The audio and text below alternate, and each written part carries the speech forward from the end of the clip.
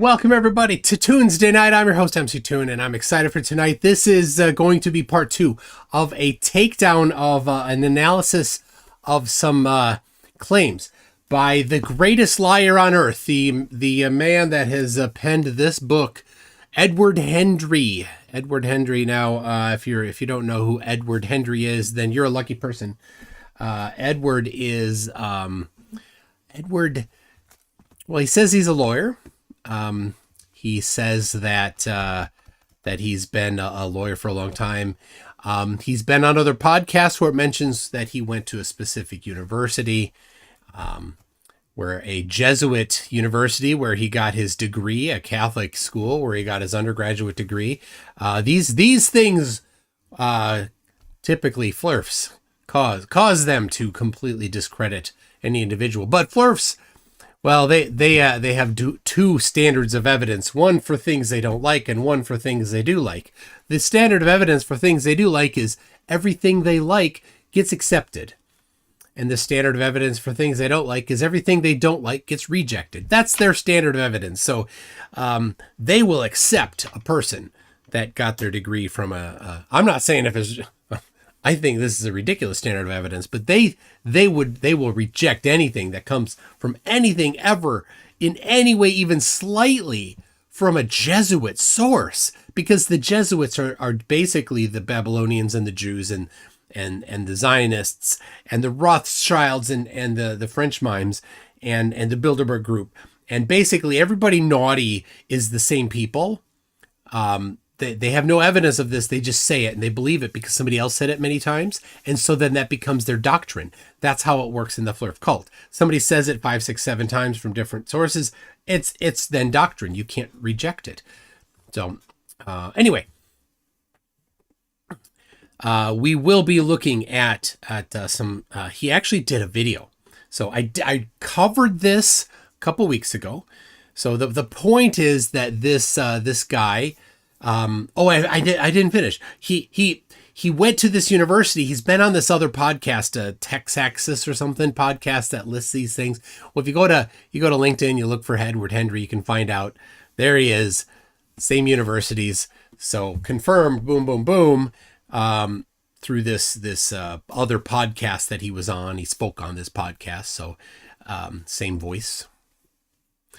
And so in LinkedIn, he works for the DEA. He's a government employee. He is the nameless, faceless they. He is the government which lies to the flat earthers. That's who Edward Hendrie is. Again, that's not my standard of evidence. That's their standard of evidence. It's ridiculous.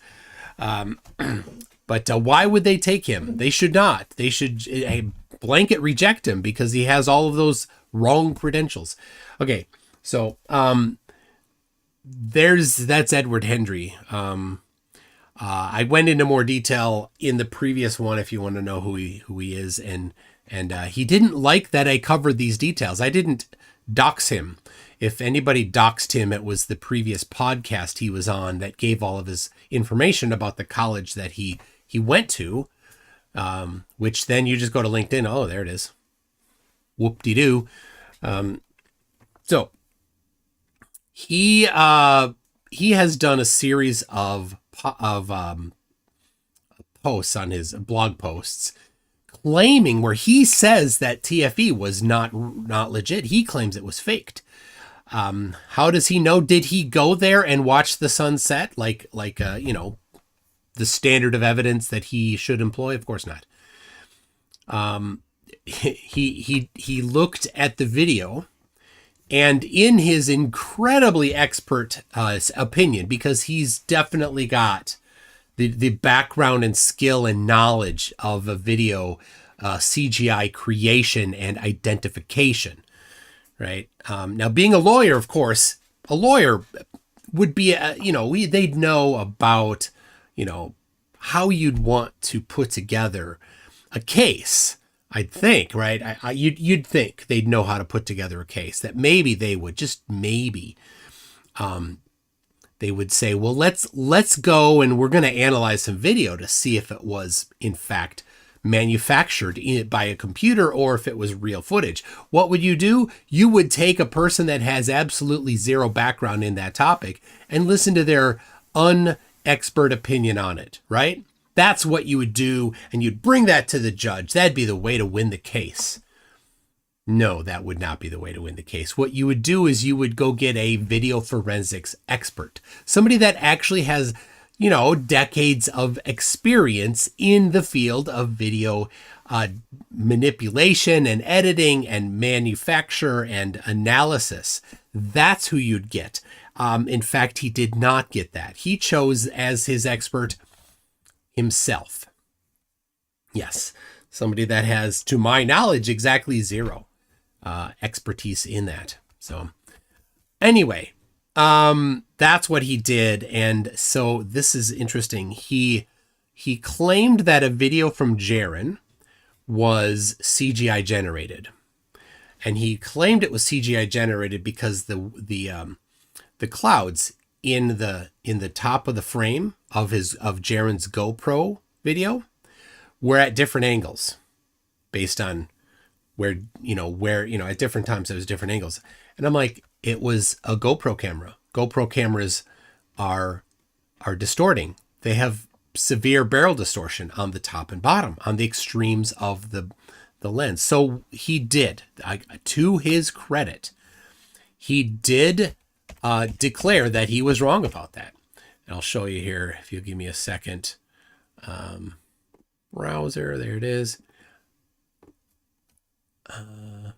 Need to make sure I get the one you want to see. You don't want to see the wrong one. That'd be silly.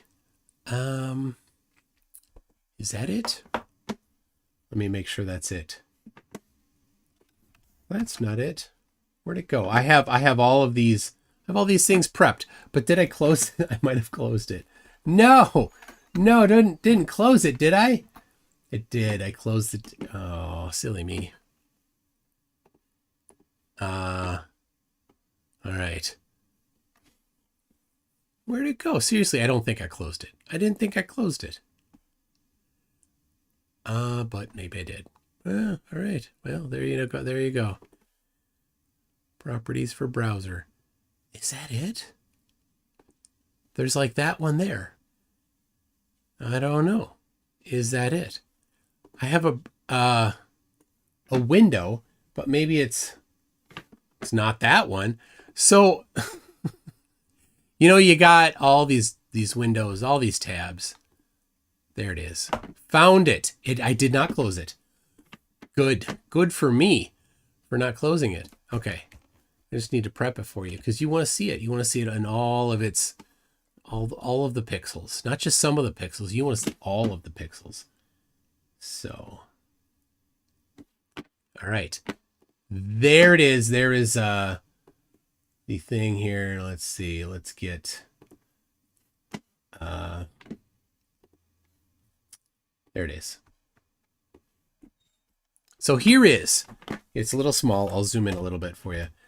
This is an email from him. We've exchanged a little bit of email here. I invited him on last time.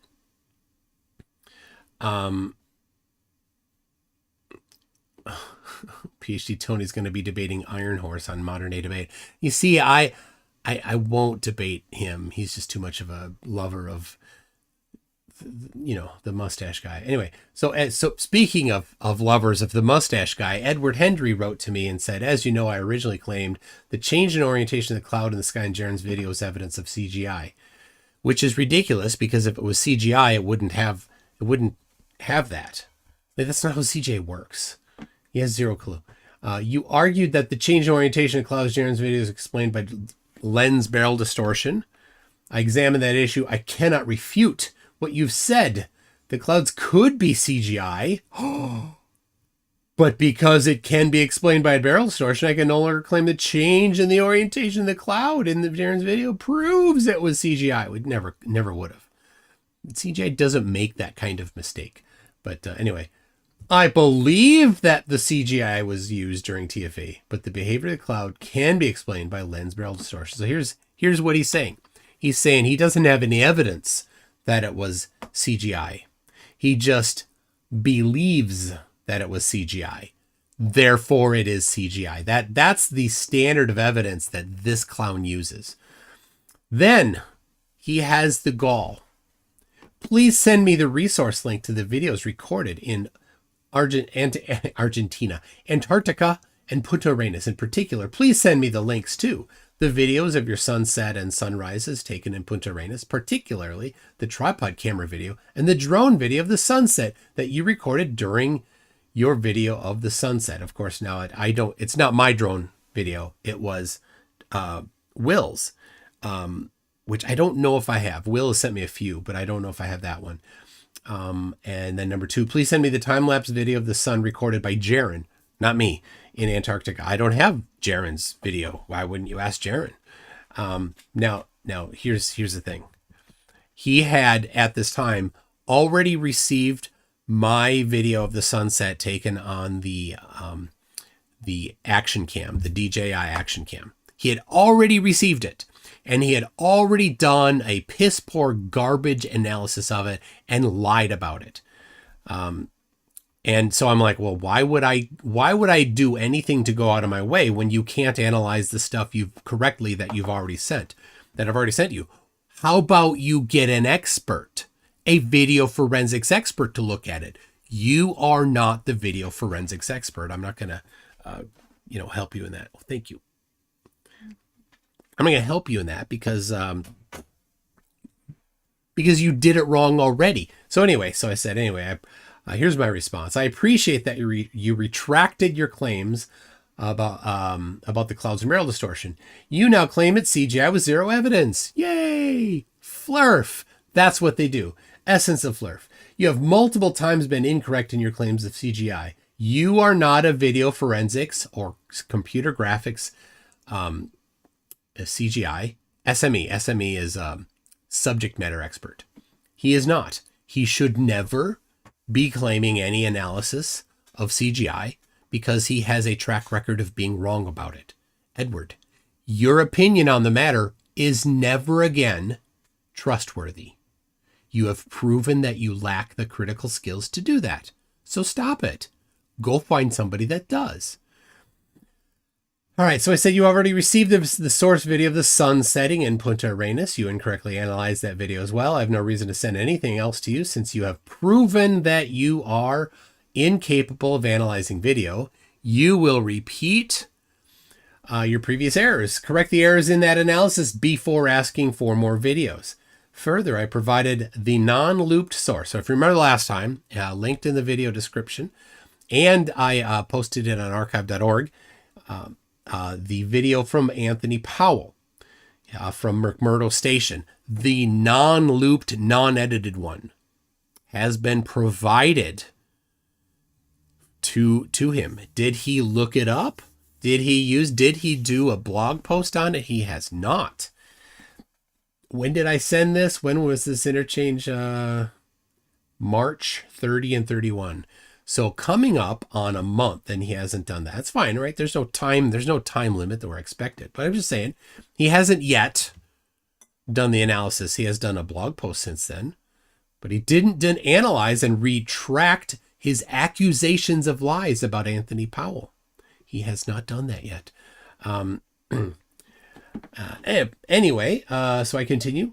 Your 6-photo analysis is juvenile. Get a camera, go outside on a sunny day and get a video of the sun going behind different size poles.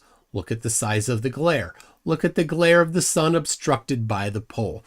And you may not remember it, but he's claiming that because the sun, which is, large in the frame there because of the glare, when it goes behind the pole, it's completely obstructed by the pole. He's like, oh, that was CGI. That's not CGI. That's proof of non-CGI. That's glare. So call Badger Dude. What's call Badger Dude? I think you could call myself an SME. Dude. Okay. Call Badger Dude. Yes. I would love to get your analysis of it as an SME in this topic. That's mctoon at mctoon.net. You can shoot me an email there. Maybe Edward could ask you. Right. Anyway, so let's go here. So he was claiming that when the sun went behind a pole, that the large glare suddenly disappeared, which is, of course, how you would expect it, because the angular size of the actual sun, not the glare, is smaller than the angular size of the pole. It's totally what you'd expect, and that's why I say go outside. Test it yourself, you dingaling. But no. Anyway, so here it is. I'm like, this is his book. This is his own book, the cover of his own book. Look how big the glare is of the sun there. Is the sun actually that big? Does that hand actually have gaps like chewed out of the sides of 2 fingers? And the sun is just shining right through it? No, that's the glare. Glare is bigger. It's like, it's just so juvenile. Anyway, that's your own book cover. Do you think the size of the glare is the size of the sun? Do you think the sun is in front of the hand? And then I gave him a little help here, right? Fill out this worksheet. The sun's angular size is blank degrees. Who in the chat can tell us what size the sun is in angular measurement? Can anybody do that in the chat? I bet without anybody looking it up, you all are going to get it correct. Number 2, can the sun's glare be larger in video/photo than the size of the sun? Yes or no? Circle 1. Again, to the chat. Yes or no? Can the sun's glare be larger in video or photo than the size of the sun? And look at that. We're getting, well, Tiles, I think Tiles got it wrong, 1.5. But we got the Clive Wells, Marcus Leach, Cap 57, Real Cygnus, John Sandin, Icy Spin, Brenda Creates, Max, Calder Vasold, Lindsay Bay got it wrong at 0.1. Anyway, everybody else got it at 0.5. Lindsay, what were you doing? Lindsay and Tiles. All right, second question, answer is yes or no. The correct answer is yes. The size of glare can be larger, as shown right here. And the chat says yes, yes, yes. We got a yes there. And then third question, if a pole is, I misspelled is. If a pole is 0.25 degrees wider than the angular width of the sun, but less wide than the glare, can it block the entire sun and make the glare go away? Yes or no? Circle 1. Now, I have not received, I think he's still working on it. I have not received a response to this worksheet from Edward Hendrie. Now, you may wonder, you may think, wow, that was a little condescending. And yes, it is. He needs it. Edward, you are not an expert in this topic. You should stop asking yourself to be the SME in this topic. My goodness. So anyway, that's where we are as of now. Now he has done a video. He's actually done a video in addition to a blog post. Now I read the blog post. I'm going to respond to the video. I'm going to actually play the video. Let me pull it up here briefly, quickly, somethingly. There it is. Okay. He calls it proof they faked it. So this is, again, hilariously wrong, because what is he? This is recent. This was just a couple days ago. So now you get to hear his voice. Buckle up for this.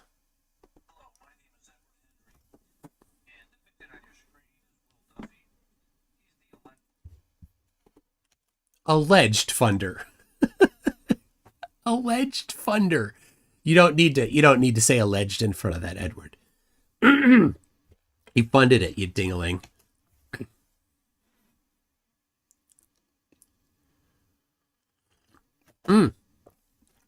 I'm sorry.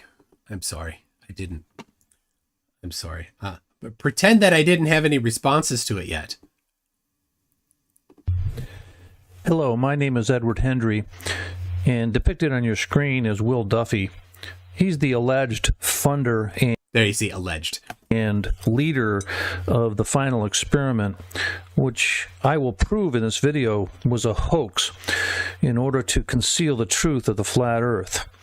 He's going to prove that the entire thing was a hoax. I'm going to allow Will Duffy to explain one of the experiments that was done that I will prove is a hoax.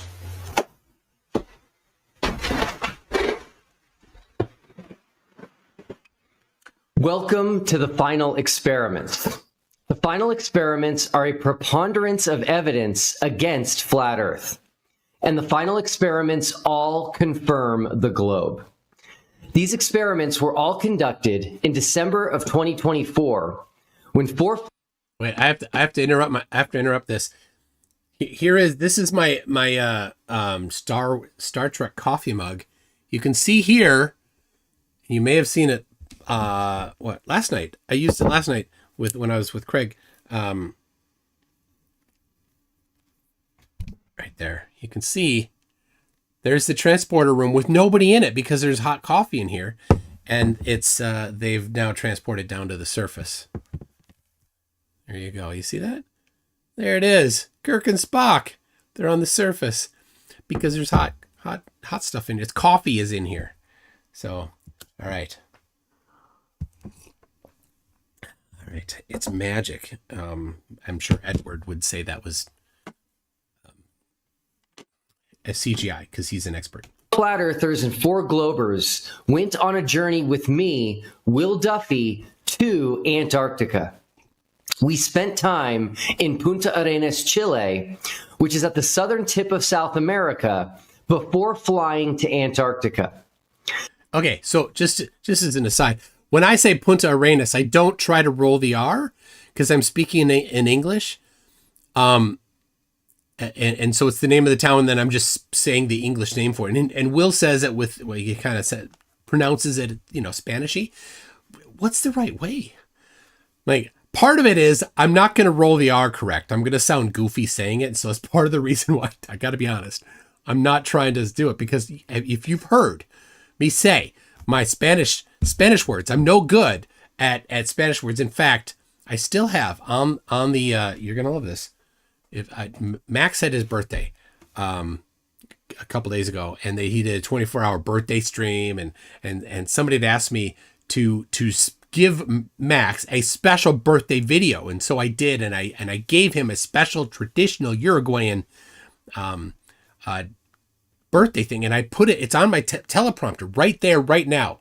I'm pointing at it. It says, "Ojalá tengas un cumpleaños lleno de milanesas frías." That's how bad I am at Spanish. Anyway, why am I telling you this? Because it's still on the screen. I'm talking about Spanish and about how Will pronounced Punta Arenas in Spanish. I don't know. What's the right way? Should it to do it? If you're saying just the name of a town, do you try to say it with their inflection or not? Because I gotta say, if somebody in Chile, see, I'm saying it Chile instead of Chile, which is kind of the American way. If they say Minneapolis, are they going to say it right? If they say peanut butter and jelly sandwich, are they going to say it right? Or are they going to say it with their inflection? I don't know. You should try to pronounce Arabic Q and H with stuff above it. No, round thinker. There's an H with stuff above it. Oh, I can't say that. I don't know. Anyway, all right. Thank you, Will, for pronouncing it correctly and showcasing that I can't. This entire trip allowed us to conduct historic experiments and collect data firsthand from an area of the world that few people will ever have the opportunity to visit and do this themselves. Prior to my announcement of the final experiment in early 2024, a vast majority of flat earthers, with very few exceptions, promoted the Gleason's map of the world, which is an azimuthal equidistant projection. This map had the North Pole at the center and pushed the south to the outer perimeter of the known world. This made Antarctica an ice wall perimeter around all the world's continents, which served to hold in all the world's oceans, as flat earthers claim water must have a container. It also extends the entire southern hemisphere into a larger and larger area, where on the globe, everything south of the equator gets closer and closer together. This made being at the southern tip of South America and in Antarctica the perfect place to test flat Earth claims and also confirm the globe predictions. Every single flat Earth claim failed. Every flat Earth prediction was demonstrably false. Remember, this is Edward's video. Now, he's not actually going to address a lot of the other ones, of course, right? It is topical. But flat earthers don't want to address this at all. None of them will, right? There was a whole bunch of things, and Will's been systematically going through them one at a time. I'm terrible. I've got so many things I want to do. I'm still trying to get out my Dip of the Horizon one. I got a great script, 80% written. So anyway, what about the other ones? What about the length of the distance between lines of longitude? How's that going? How do you explain that? By not talking about it. The final experiments are meant to be taken collectively, just like evidence in a court of law. Undoubtedly, flat earthers will attempt to discredit individual experiments we did, while at the same time ignoring the rest. Notice that Will Duffy expresses his concern that people will pick apart the experiments, or what he calls experiments, but are actually observations. Oh, yes, because you, the subject matter expert in the philosophy of science, because you're a scientist and you do science things and you've spent time in the field of science and you studied science at university and you're a subject. No, you're not. If we believe you, you're a lawyer. You don't know science.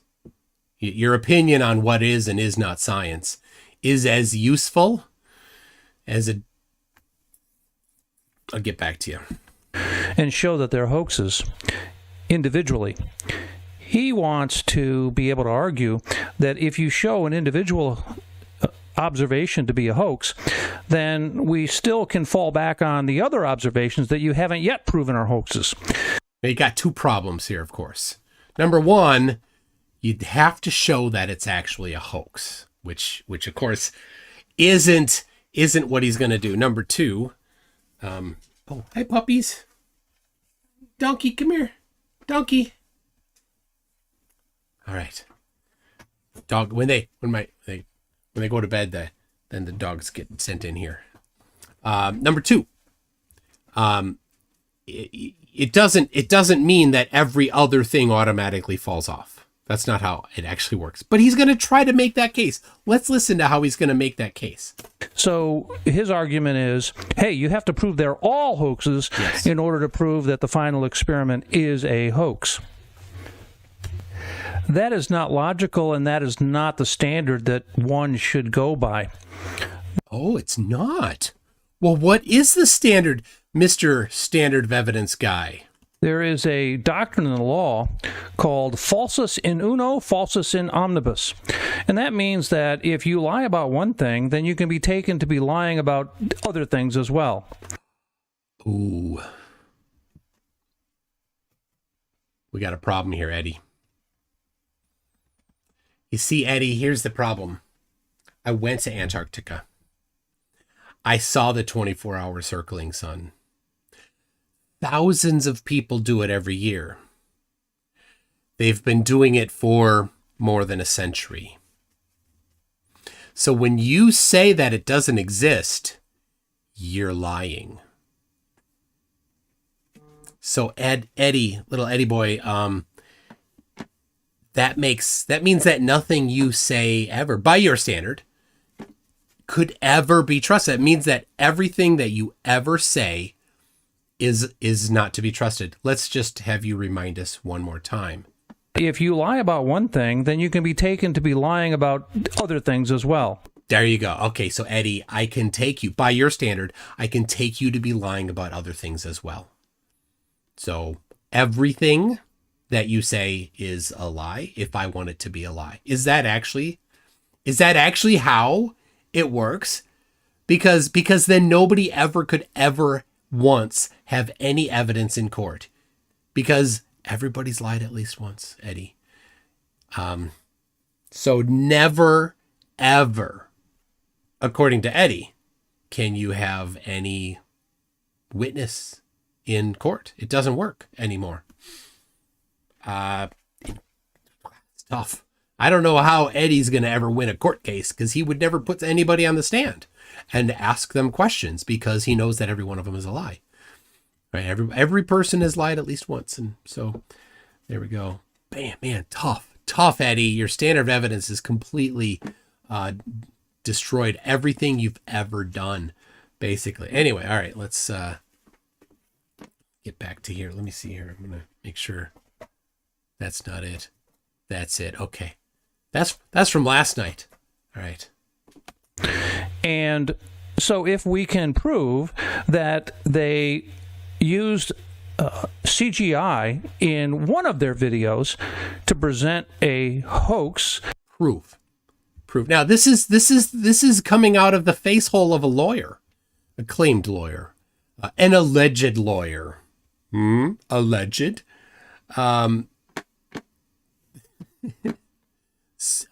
So hold on. Get the wrong. Where'd it go?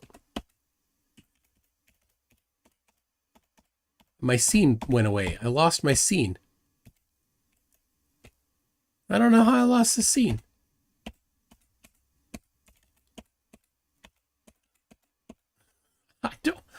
How did it go? I pressed the wrong button and it went goofy. Okay, well, I'll set it up again. Apologies. The incredible professionalism is, I know, is blowing you away.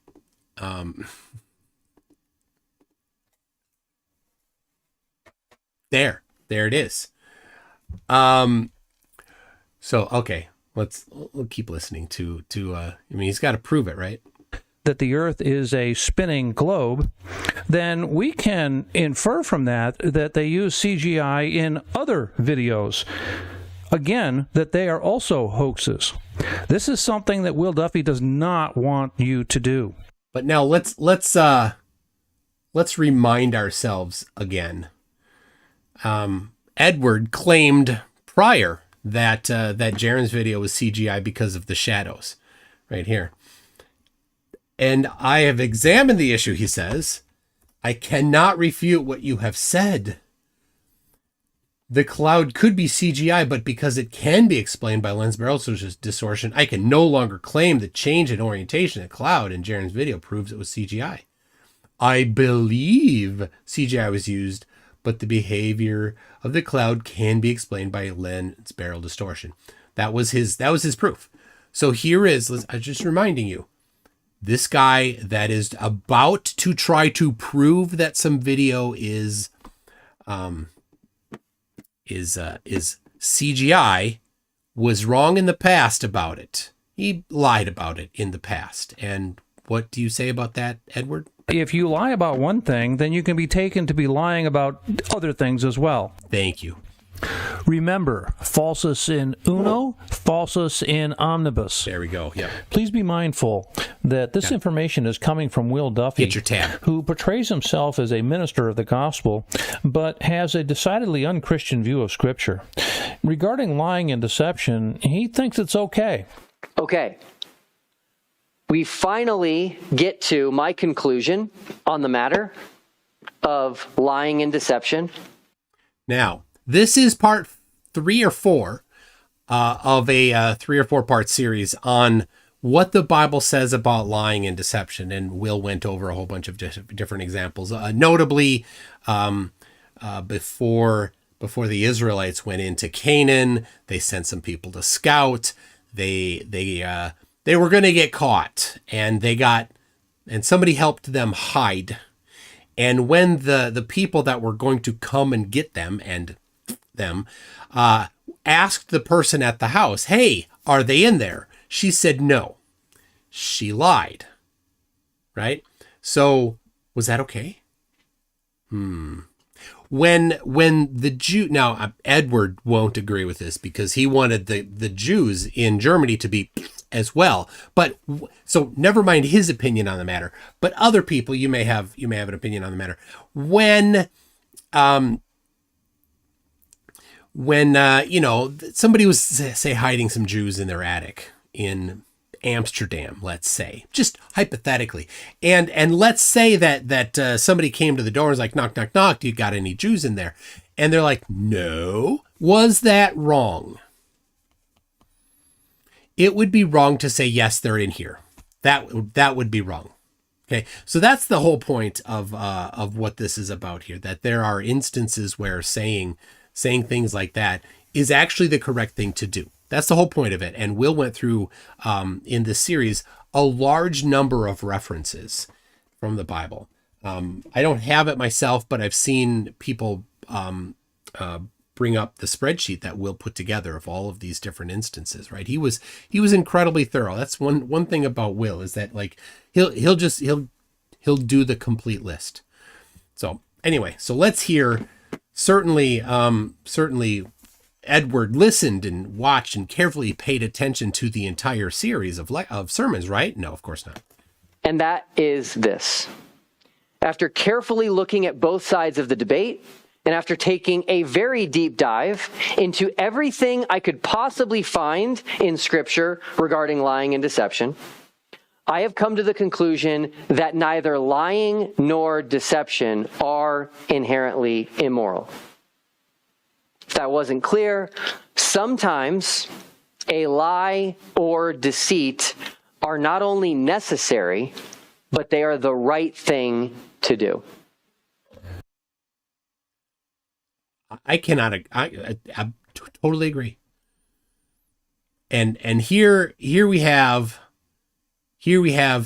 somebody that I know for a fact is lying because I went to Antarctica. I saw the 24-hour sun with my own eyes. I got sunburned at 2 a.m. I was putting sunscreen on before going outside at 2 a.m.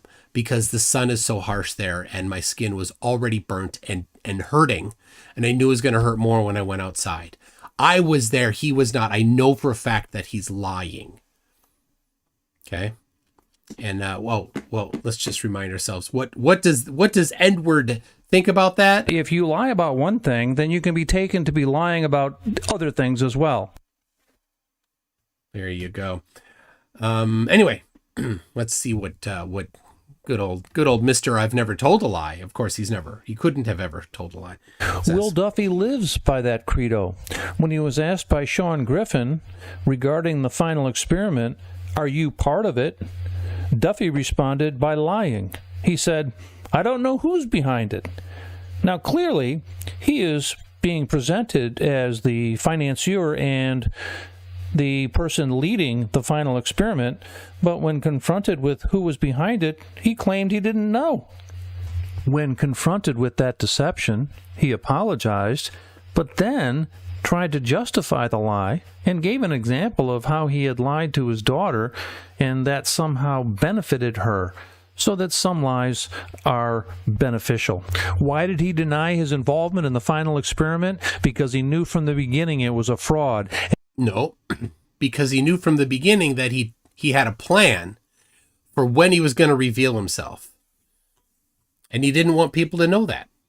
So this was several weeks before he had that plan. He had the videos planned out when what video each one was going to do and when different topics were going to be put together and when he was going to introduce himself as the one doing it. So that's why. And Edward just lied again because what he just said is not true. If you lie about one thing, then you can be taken to be lying about other things as well. That's right, Edward. And his guilty conscience caused him to deny his involvement. Proverbs 14:5 states, "A faithful witness will not lie, but a false witness will utter lies." Well, Edward, you're lying. Man, you're really screwing yourself here. Will Duffy is a false witness, and his fake video is evidence of that. Now let's listen as Will Duffy...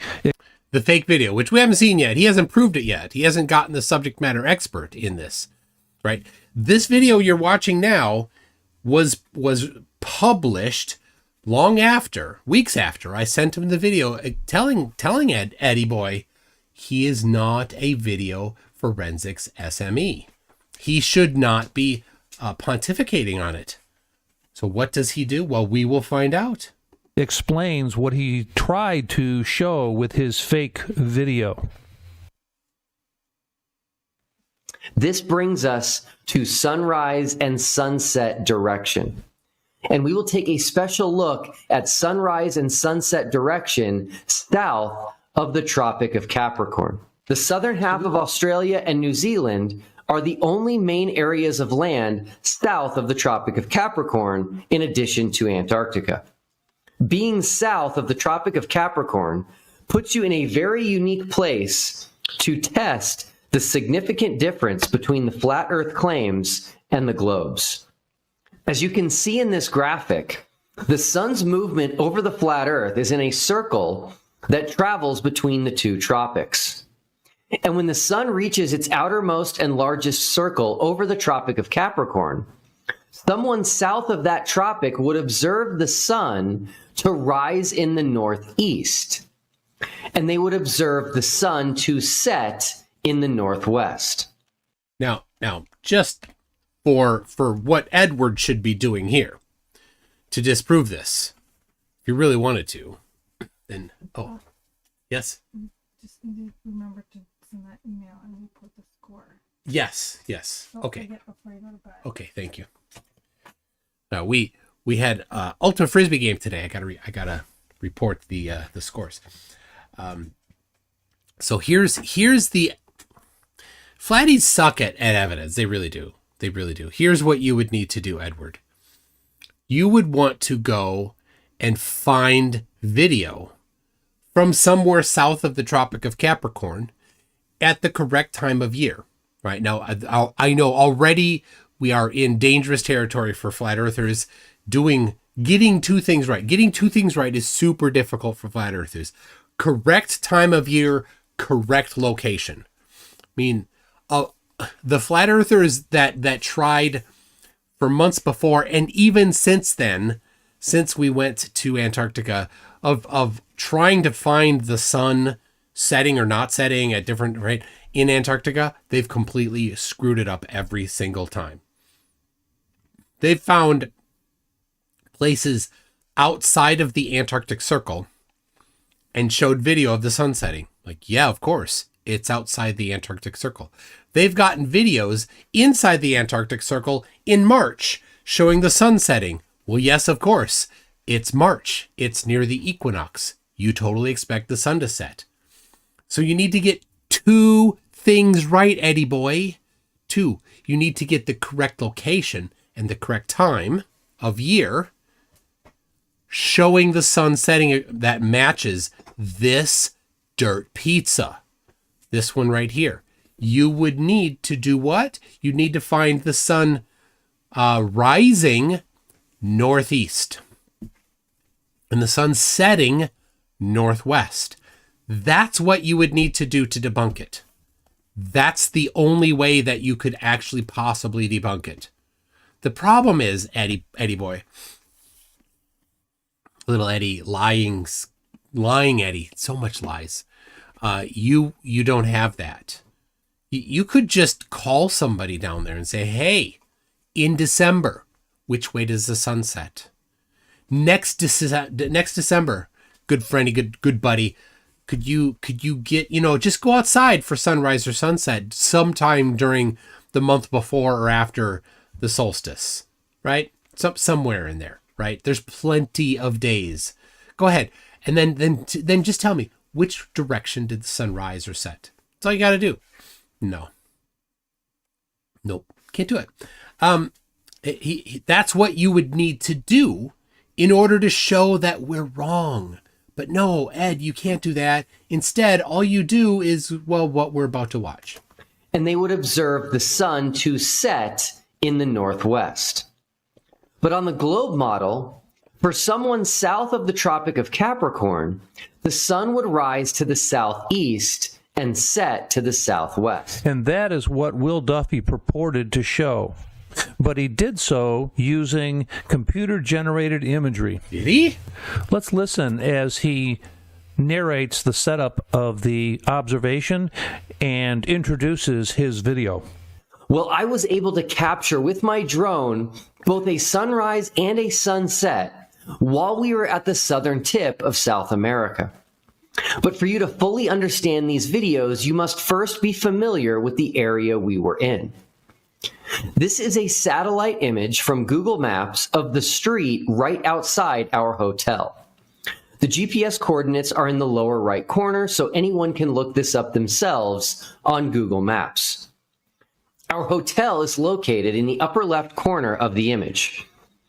This is Hotel Diego de Almagro. There are some key landmarks, the first of which was a fountain directly across the street from our hotel. This is a maritime monument remembering Chile's claim to the Strait of Magellan, which is the body of water directly south of our location. Next was a large orange landmark on the right-hand side of the image. This large sculpture commemorates the first circumnavigation of the Earth by Magellan over 500 years ago. Last but certainly not least was the street in front of our hotel. This street ran almost directly east and west. This will serve as a visual aid, so there is no doubt which direction the sun rose and set each day while we were there. Take a good look at this image, and when we are at the fountain, looking down the street toward the orange circumnavigation landmark, we are facing east. With an understanding of the area we were in, please enjoy the beauty of this southeast Punta Arenas sunrise from south of the Tropic of Capricorn, taken with my drone in 4K. Now I gotta say, Will's an early bird. I'm a night owl. Will got up at 5 or 4 something to get this. I was out because I'd only gone to sleep like 2 hours before. Anyway, this is pretty cool. Look, so you see the sun there, and you see this road is almost perfectly east-west. So, and we're looking to the east. This was so cool, and it was kind of disorienting. Because I'm used to, knowing what time of day and what directions are based on the sun position, I was thrown off all the time by this because I was so used to it being northern hemisphere. So anyway, he's claiming somehow that I don't know what part of this he thinks is CGI, because that road exists, cars exist, all of these features are correct here. You got that Magellan monument in the background there, the circumnavigation one. All these things are actual things that exist in reality. So I don't know what he is thinking, like, where was the sun at this time? How was this done, right? And an expert, somebody that knows what they're talking about, would have the answers to these, would present them all. They would say, here's how it was all done, and here's the software they probably used, and here's the things, and whatever. They'd have something. What does he have? Let's find out.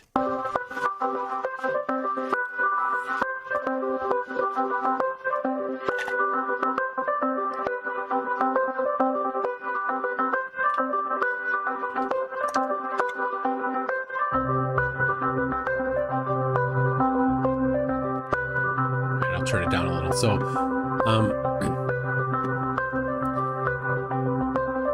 does it turning it down work much? I don't think so.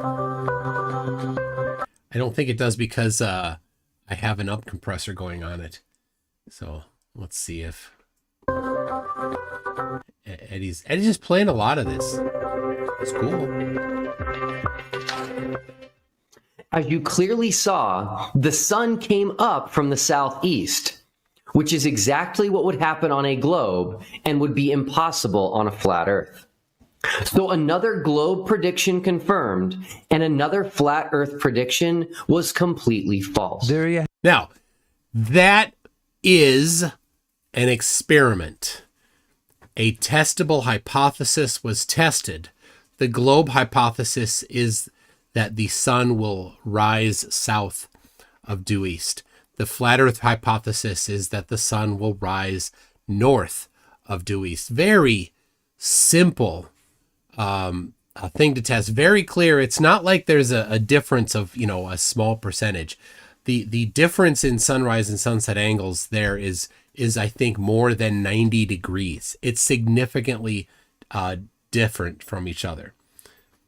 Have it. Will Duffy introduces his video, which he purports crushes the flat Earth and proves that the Earth is a globe. Okay, so now we are 11 minutes and 10 seconds into a video that is 13 minutes and 34 seconds long.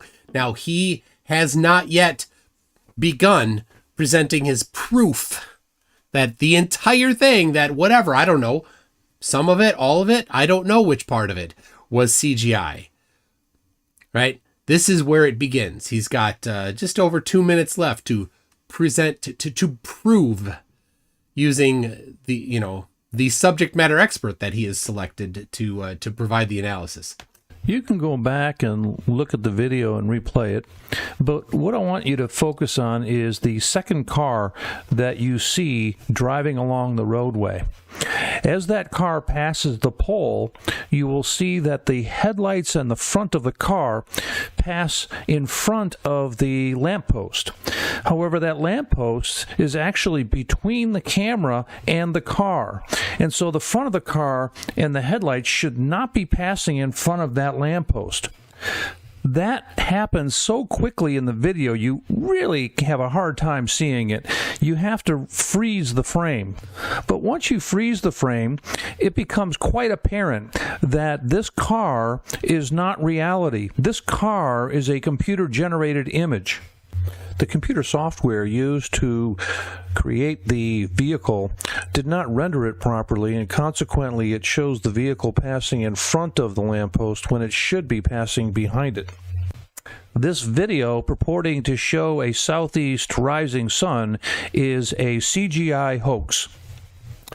I have highlighted the pole so you can see more clearly how the headlight and front of the car are passing in front of the pole.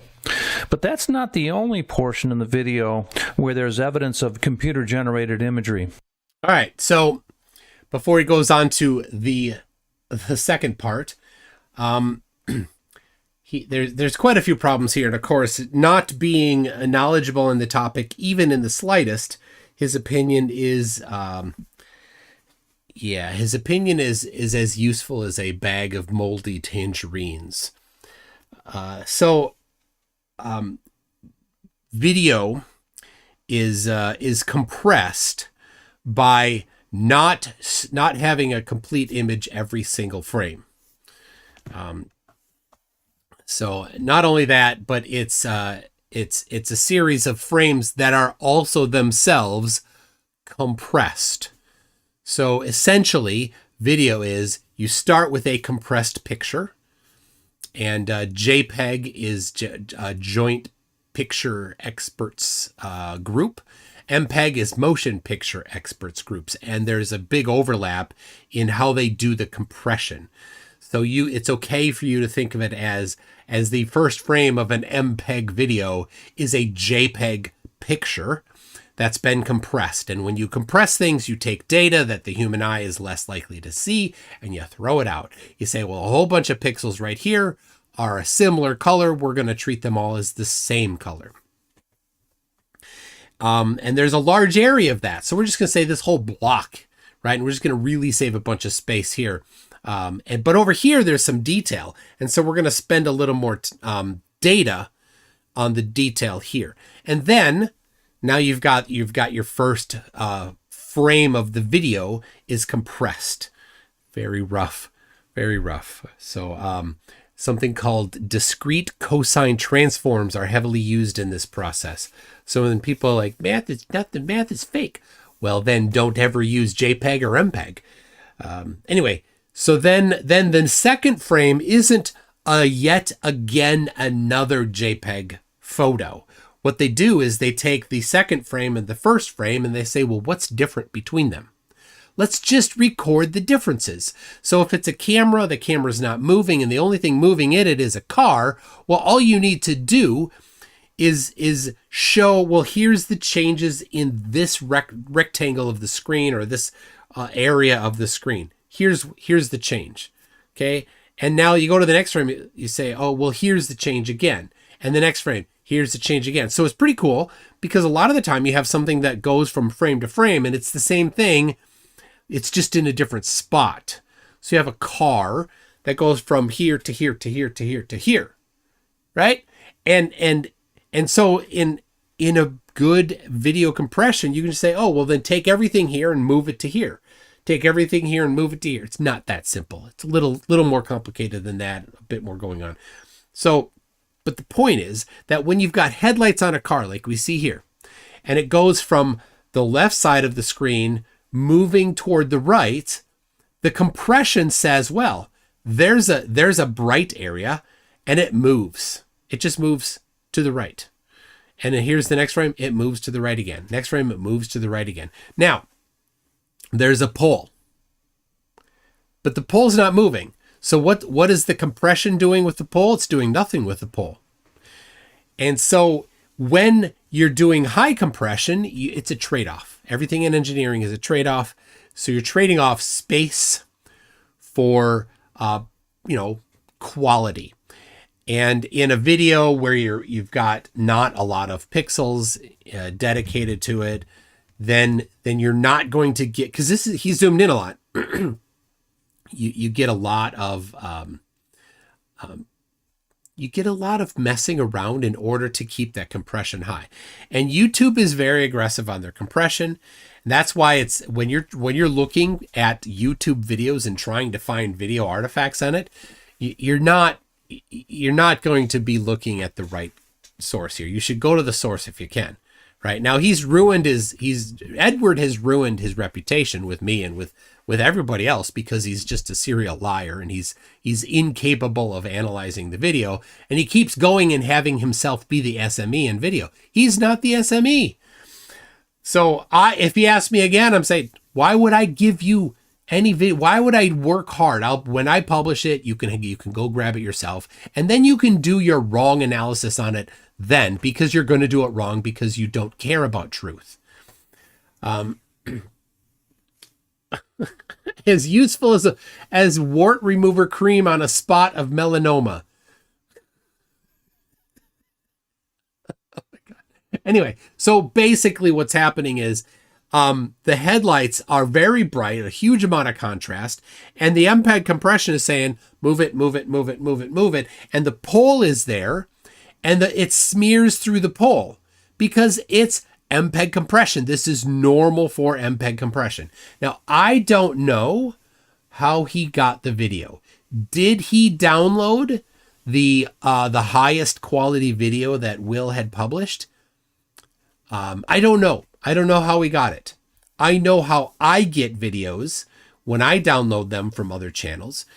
And I know this because I know the topic, because I know how video compression works, and I've read some of the white papers on it. And not just the white papers, the specifications. They're tough. They are tough. When they start getting into Fourier transforms, it's a bit heavy. So anyway, so I know how these things work. I know he doesn't have any clue. So Edward, number one, you're not the SME. Number two, go to the source as much as you can. So that's how you see this. There's nothing unusual about it, but I will show a couple examples of some things. This is right here. We've got a sun in front of power lines. How did that happen? Look at that. Is that sun actually in front of the power lines? Is that CGI? I don't know. What about this one? Look at this. Look at this really thin pole here and the sun next to it. Is this proof of CGI? Because you can totally, the sun is in front of it somehow. Right? How did that happen? Right? He would never think about trying to get that right, would he? He doesn't care. So, all right. Okay. I just had to give a couple examples there. So let's listen to his the next thing. There's another portion where there is a street sign that could be seen behind a light pole. And as the camera on the drone moves, the computer software got discombobulated. And Discombobulated. The computer software got discombobulated. And Edward knows this because he's a computer software expert in discombobulation. And when it tried to render the parallax between the street sign and the pole, it got it backwards. It placed the street sign, which was supposed to be in fact behind the pole, in front of the pole. Again, more evidence of computer-generated imagery in the making of that video. So yes, Edward, the computer video software expert described how it worked. It was discombobulated. Somehow, the software did not know that the sign was in back. Somehow it didn't know that. Whoever put together this incredibly detailed scene totally missed it. Right? Is that no? That's not what happened, Edward. What happened is, again, it's the same thing. It's MPEG compression. It's artifacts of compression, and flat earthers have done this since the beginning of flat earthers on the internet. They'll go download a low quality, highly compressed JPEG of something from NASA and say, "Oh, look, there's all sorts of blotches around it, therefore fake." Like, go to the original. No, then they never want to go to the original. They never want to get somebody that understands the topic. So, AstroGeek61 says that's a CGI SME term of art you wouldn't understand. Discombobulated. All right, so there it is. There is his deep analysis and proof of fakery. The video of the headlight smearing in front because it wasn't. It was between frames and it was no. Oh my gosh. And then also the discombobulated software. What we have here is video trickery that's being displayed to impeach the truth of the flat Earth and act as definitive proof that the Earth is a spinning globe. If the Earth were truly a spinning globe, why would it be necessary to engage in video fakery to prove it? Nobody did. Nobody did, little buddy. So, all right. So let me show you this. Let me show you this here. We've got, this is that street. I'm in Google Maps here, right? Here is that street. The east-west is not perfectly east-west. It's a little bit tipped, but here you go. Here's the hotel that we stayed in. Now I want to show you here the hotel. You see on the bottom level there, is the restaurant. These windows face out from the restaurant there. And okay, so you can see my cursor. Good. So these two windows right here are there's a room off the back of the restaurants, right? So this is all the restaurant, and then there's a room in the back here. And so these two windows are in that room, and there's a little door here. And so when Dave McKeegan and I, when we got back, we did a live stream. I did a live stream. Dave popped in, and we went until after 5 a.m. And out this window, I'll bring up the video. You can see what was out this window in a little bit here. So let me go back here, but I just want to show where that window is, right? So the window's right here. You see that? And so out that window this direction. Now I want you to see there's something in the way here. You see this building? This building is in the way of straight east. Okay? I have this north is up on this. I haven't turned it or anything. So straight east you cannot see. This building is in the way. Okay? In order to look out this window, which is right here, we could not look to the north of this building because we don't have an angle. Unless you're right, like stick your head out the window or like get right up next to the window. You'd have just a little sliver this direction. But you do have a view south of the building. And so that's angled. If you're going to take this from the window here to the corner of the building, that's southeast. Okay? Southeast. So now let's go here. So here is my video back from the ice. Streamed live December 18, 2024. We landed yesterday. Dave McKeegan and I will review our time on the ice. And John Marindi even came in for a little bit of it. So we were a bit tired. It was a bit goofy. There's John. You can see outside it's dark. And the window right here, right? That window, remember, is right here. This window. And I'll go back to the street view so you can see. Where'd it go? Wait, I get the wrong one. Hold on. Oh, is this before? Or am I in the wrong spot? Oh, I'm in the way wrong spot, aren't I? There it is. Okay. All right. So here's the window over here. Right here. There's the window. Here's that building. And here's other stuff here in the way even, right? So straight along this line here to straight east, we can't see looking out that window. We've got to get past this building, right? The corner of this building is going to prevent our view. So let's go a little farther so we can maybe see kind of the angle that we'd need to get. See that? We got to go even a little farther. This is pretty good. Like Edward could do this if he wanted, but he's not interested in truth. So there we go. There's that window again, right there.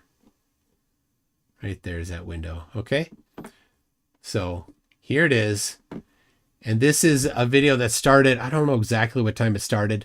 It was around midnight, I think, that it started. The whole thing is 5 hours and 41 minutes.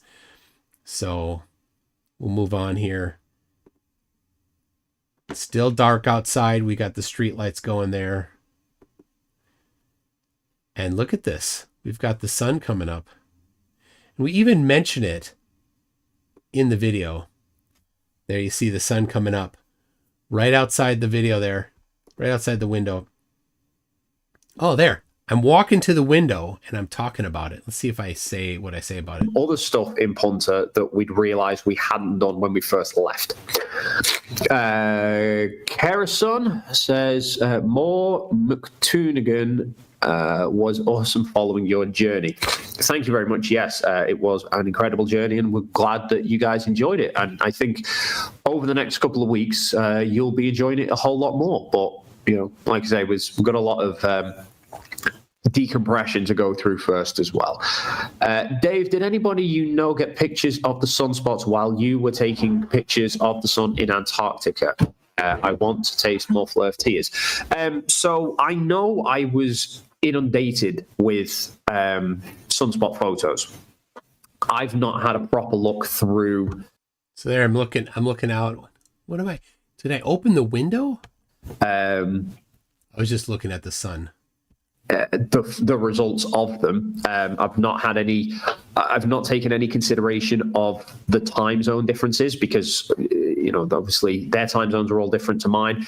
It screwed me up because I'd left my cameras on GMT time, so all the times that I've got are wrong, so my head was too exhausted. So we've got lots of photos, but haven't really had time to process them all yet. And now it's your turn, and you can deal with that name because I'm too tired. Alan, it has, okay. So, well, the measure with any. I'm just kind of looking to see if there's any, if we mention the sun. I know we mention it. I don't know where. It's a 5 and some hour video. Or something. Yeah. But yeah, I mean, you just go measure it the right way. All right. Well, anyway, there it is. If you're interested, you can find that on my channel. It's called Back from the Ice. Go find where we talk about it. Edward, you're an investigator go investigate. All right. So, all right, let's see here. Where's Wally has a something he mentioned on.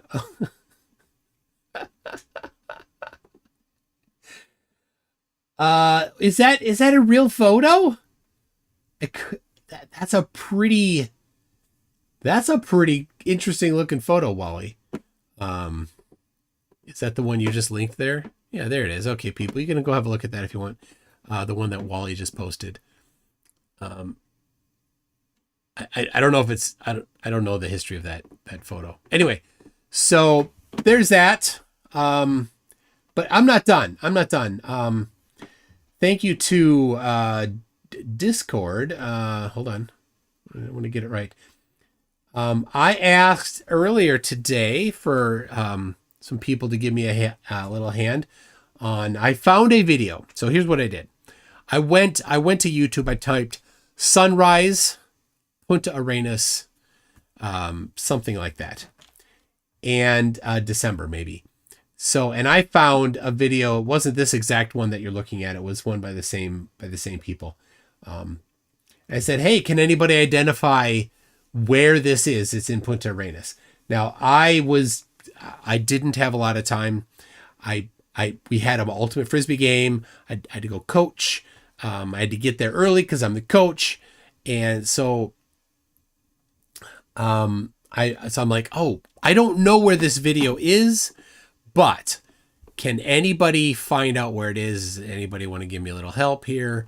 And, just where is it at? So Pack, a couple people looked, but then Pack 109 got it all. Absolutely nailed it. Thank you very much. Pack 109, if you're in the live chat right now, wave your hand around. I want to thank you personally. So anyway, so this is another video from the same person. This is in Punta Arenas, and there's something very noticeable here. This particular building, do you see that building? That building is very noticeable. Now this is sunset. You see where the sun is there, right? Right down this road, right toward this road, and then sunset up there. It's not over here on the left side. It's not over here on the right side. The sun's right along the road here. So let's play it a little bit. We can enjoy it. Dick Wayne says, I'm being insulted nonstop. Oh, wah. Dick Wayne, you insult everybody. Tell you what, Dick Wayne, answer a straight question and I will come to your defense.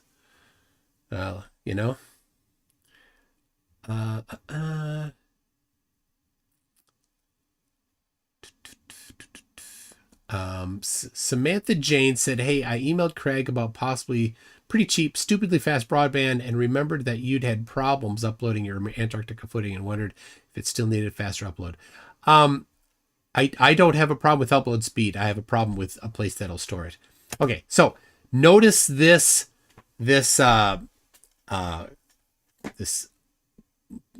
place here, right? This town center park thing, okay? I think I know where that is. So anyway, keep going. Coming back around, facing the sunset. Okay, now this particular building is quite remarkable. It's got a roof that looks curved. And in fact, it is this building here. It's the Covepa Punta Arenas right here. This is it from above. You don't see the curve from above, but you can see it in the inset photo here. It's got that curved roof. And so that curve is facing this direction here, up to the right. Okay. This road here is diagonal. On the top right, we've got north. Northwest. On the bottom left, we got southeast. Okay. This road is diagonal, almost 45 degrees. Maybe not quite, somewhere in that vicinity. So let's look again here. That's this road right here. This road is diagonal pointing southwest. Hold on, let me apologize. I got this one wrong. Upper right is northeast. I said northwest, didn't I? So, okay. Anyway, here we are. This road this camera is facing southwest. The sun is setting southwest. This is not my video. This is just a video I found literally within a minute on YouTube of a drone footage. I seriously Googled I went to YouTube. I looked for sunset Punta Arenas or sunrise Punta Arenas, one or the other. That's what this is. That's what this is. So, and then, I said, well, there's this as another landmark. Let's look here. We've got this town square here, right? So let's look where that is. That's right here. That's this plaza right here. Okay. And so that drone is somewhere in this vicinity, right around here, because when it turns, it's about 90 degrees where it sees this. So maybe it's a little bit up there, but somewhere in here is where that drone is. And it's looking at this building and then straight down this road. If you had done any investigation at all to see if the sunset and sunrise angles were correct, as we reported, this is the kind of stuff you would find. Anybody that was a good investigator, anybody that was attempting to build a case, would find that this is 100% legitimate. Now I can do better than that. I'm not done.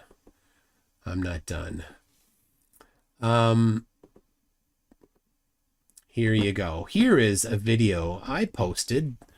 I covered it last week, 2 weeks ago. I did not. This is an unlisted video. It's got all of one view. I published it 13 days ago. I'm gonna put it actually on. This is on my MC Toon Live channel. I'm gonna re-upload it to Conspiracy Toons channel, I think. So this is my all clips from the day of 2024-12-10, December 10th. This is December 10th. It's 2 hours and 33 minutes and 38 seconds. Yes, there's a 33 in it because that means so much. Okay, tell you what, Dick Wayne crying like a little baby. You've made claims. You make claims, you back them up. Okay, so you say that you know pilots. Okay, little boy, Dick Wayne, you say you know pilots that say the earth is flat. You just need to say their names so that we can look them up in the FAA Airman database. Now, if you're not going to do that, then making claims about knowing pilots is useless because you can't back up your claim. So stop making the claim, because trust me, bro, isn't going to work. You need to back them up, because the next step is we're going to contact them and say, hey, Dick Wayne says that you think the earth is flat and you're a multi-engine certified pilot. So how about it? Let's talk about it. What flight charts do you use? Because if you use globe flight charts, you're not a flat earth pilot. You're a globe earth pilot. So anyway, Dick Wayne, two choices. Well, you've got three choices. Number one, you could stop claiming that you know pilots, because if you're not going to back it up, don't make the claim. Number two, you could provide the names of the pilots so we could look them up in the FAA Airman database. Or number three, you could keep being a douchewad and being called a douchewad. That's what you are. That's what you deserve. Cry about it to your mommy. You don't need to be a douchewad. It's your choice. So anyway, this is that video. Now I'm here is part of our live stream next near that monument. Here we are walking around, and this is already not looking good for you there, buddy. This is not, so this road is, man, it's not good for you. It's not good for you at all, Eddie. So right here, this is just a random spot in the video. This is out front of the hotel, and you see this, there's this, I don't know what this is. It's part of a structure here. And then there's this road looking down this, toward toward that building down there. So where is that? Well, we can find that. Let's see here. We can find it's right here, right? So here's that hotel. We were standing right here, okay? And this, with that shadow going down left, this is earlier in the day, of course, when this was taken. This right here is that one that's casting a shadow the other direction in the photo that I took. And we're looking right down this road. Now this road angles which direction? It angles south.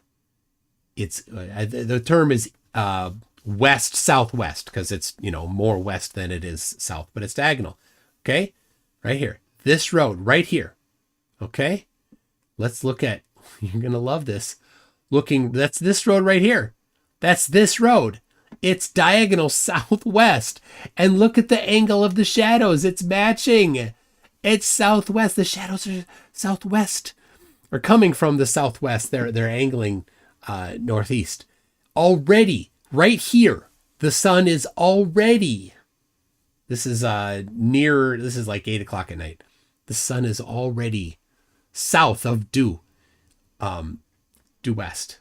Oh, anyway, let's keep going here. Jump ahead a little bit here. We walk up toward the restaurant.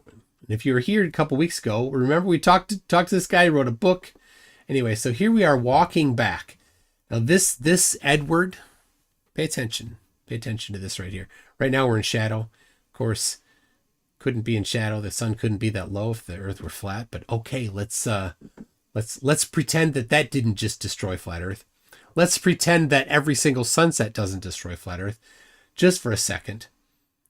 What's that guy's name again? Where's Wally? That guy's name is Edward Hendrie, or just Eddie Pooh.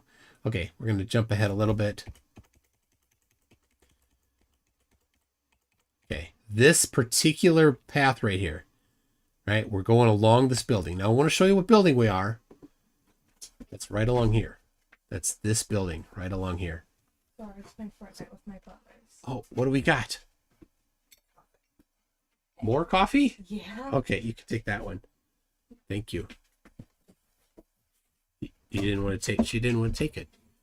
And the dogs are out. Where did the dogs go? Okay. The guy who owns the fancy eating place. I forgot. He's not the owner. I think he's just no, that one. I think he's just the guy that works there. I completely forgot his name. Okay, so I'm walking along this building and I'm putting up the here, I'll show you. I'll get it's it went to the wrong place again. Why is it keep jumping to the wrong place? Okay. So here is this building right here. We're walking along this building. Let me make sure it's, oh no. At this point, we're walking along this building. There it is. Okay. So there, see this building? It's just kind of rough. It's boarded up. There's nothing much going on it. Here it is. We're walking along it. I'm just kind of doing, and I don't know why, just for fun, right? But we get to a little more important thing here in a second here. I'm going to jump forward. Okay. Okay. What am I doing? Come on, Toon. What are you doing? Okay. So here, this building here, very brightly painted. And we're coming around the corner. Boom. There. This right here. Let's move up to where that is. It's this building right here. And we're walking right along this path here. Okay. We're on this avenue to something. Right here. This road is diagonal. Again, this is the same road I was mentioning before. This road is diagonal. And we're going back toward the hotel here. So we are walking east northeast along this building here. And look at that shadow. That shadow is coming The sunlight is coming from the south of due west. So is this also CGI? Look at all of this. How was this CGI done? Edward Hendrie, you subject matter expert in CGI. How was this done? And I will post right here in the chat for everybody. If you want, you can go view it. This is not the final place it will be published, but there it is. In fact, part of it is I haven't yet put up the links to all of the source videos, but the source videos I have in up already on archive.org. So it's super slow, and I don't want to. So all right. Anyway, there you go. I will post the videos. This video soonly. So anyway, there you go. Now we're back in the shadow. So Edward, this is going to be a little difficult for you. Oh, there's the moon. I mean, the sun, even the sun reflecting off of that right there. You see that? Go look at the angle of that building. My gosh. Edward, what a desperate loser you are, Edward. I can't imagine your sad life. Anyway, there again, you can see my shadow. We're walking on this road that's diagonal, and the shadow's going diagonal, and the sunlight is coming from the southwest. So what a sad life you have to live to deny that, there's a billion people that live south of the equator, and they all know this. So all billion people have to be in on it. It's somebody that has, somebody that's, boasts about being a lawyer. You'd think you'd have a little better evidence. I'm going to keep playing this because guess who's standing inside there? You all know it. You all love him. Here he is. Ladies and gentlemen, I present to you Dave McKeegan. Yay! Dave McKeegan, we love you. You're the best. Okay. All right. So here I've presented to you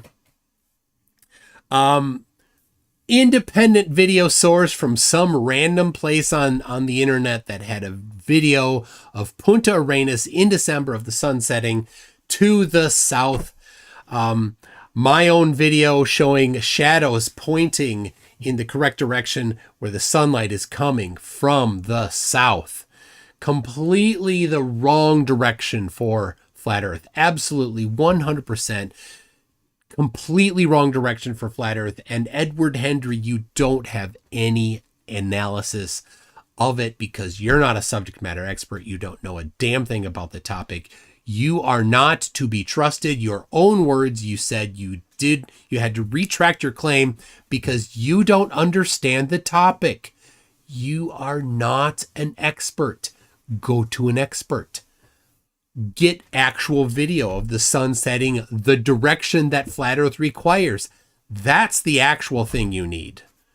But Edward, you've shown that you are a liar.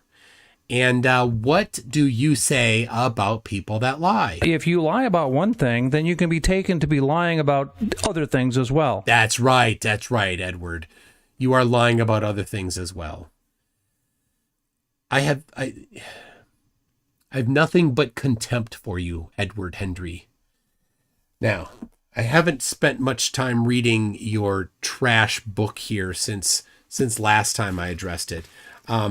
But like I said, I know some of the stuff in here because I've spoken with some people that have read it and were very upset by the lies that you said in this book about their topic of expertise, of which you are not.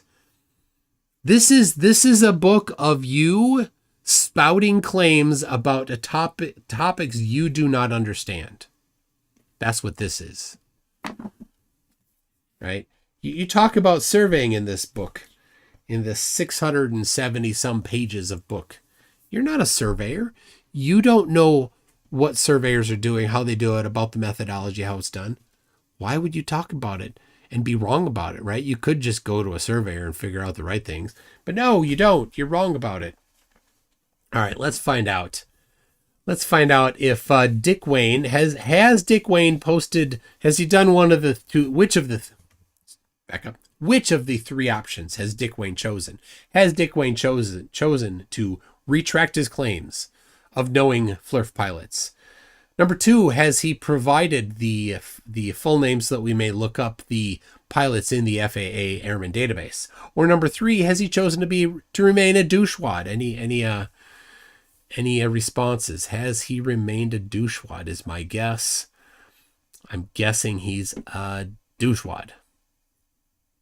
Just let us know, douchewad. Oh, here he says, some rampy. No way, you lie. Where's he didn't answer. Okay.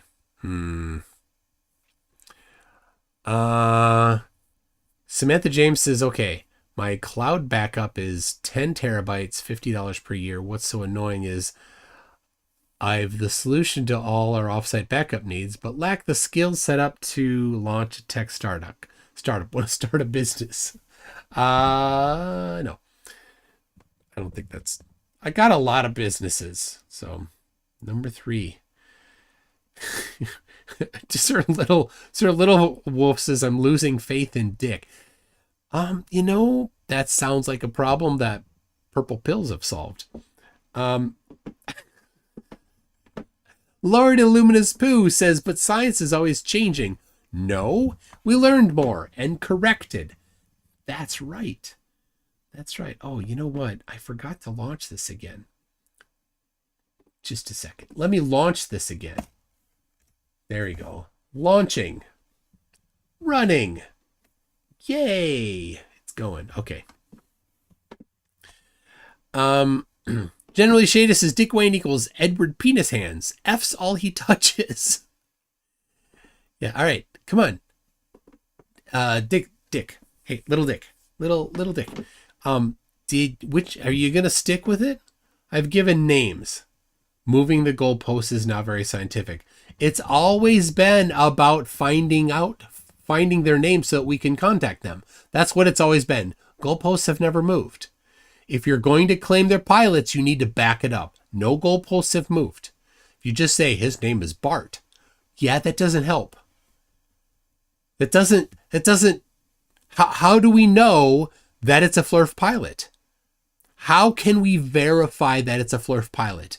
You need to give us enough information to go find out if he's a Flurf pilot. Just saying, I know Flurf pilots, isn't it. That's not it. There's no goalpost moving. You need to back up your stuff, buddy. So, we got Mr. Gustafson says, Happy Tuesday. Thank you very much, Mr. Gustafson. The Trying Scotsman has been a member for 6 months and says Flurfs are dearths. Yep. Jack Fetter says, say my name, you doxed me. That's right, Edward Hendrie. You doxed yourself when you said your name was Edward Hendrie.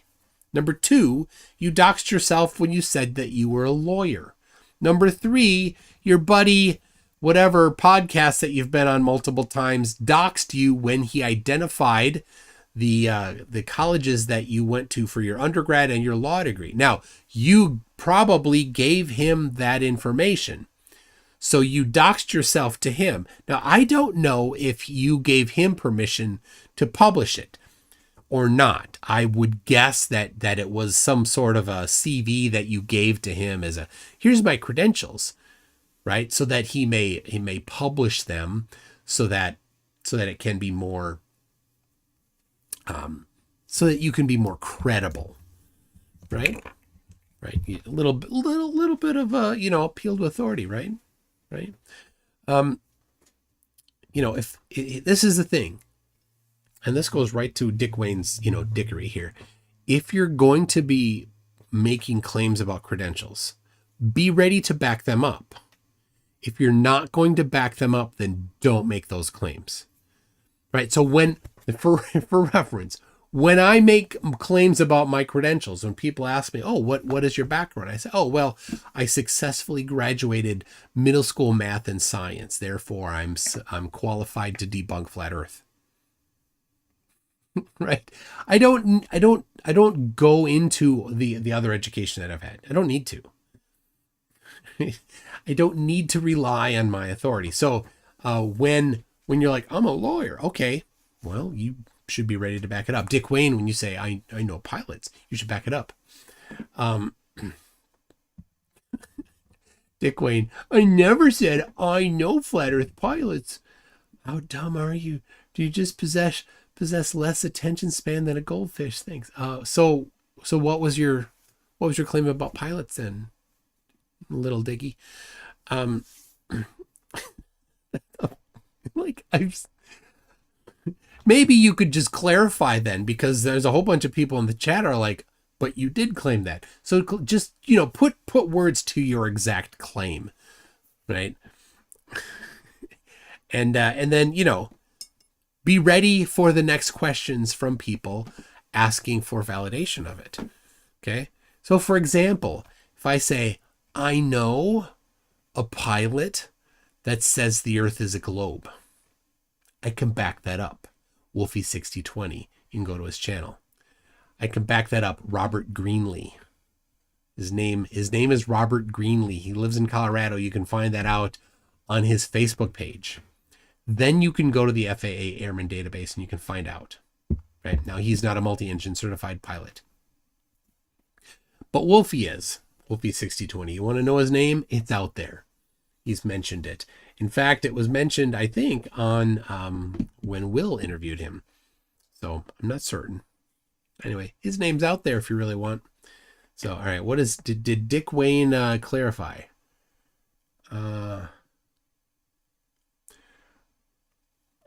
Qui Bush says, I never once seen them use a globe to figure out flight paths, and they never did discuss globe Earth with Dick Wayne, as they should have if the Earth is a globe. Really? Oh, precious. Precious.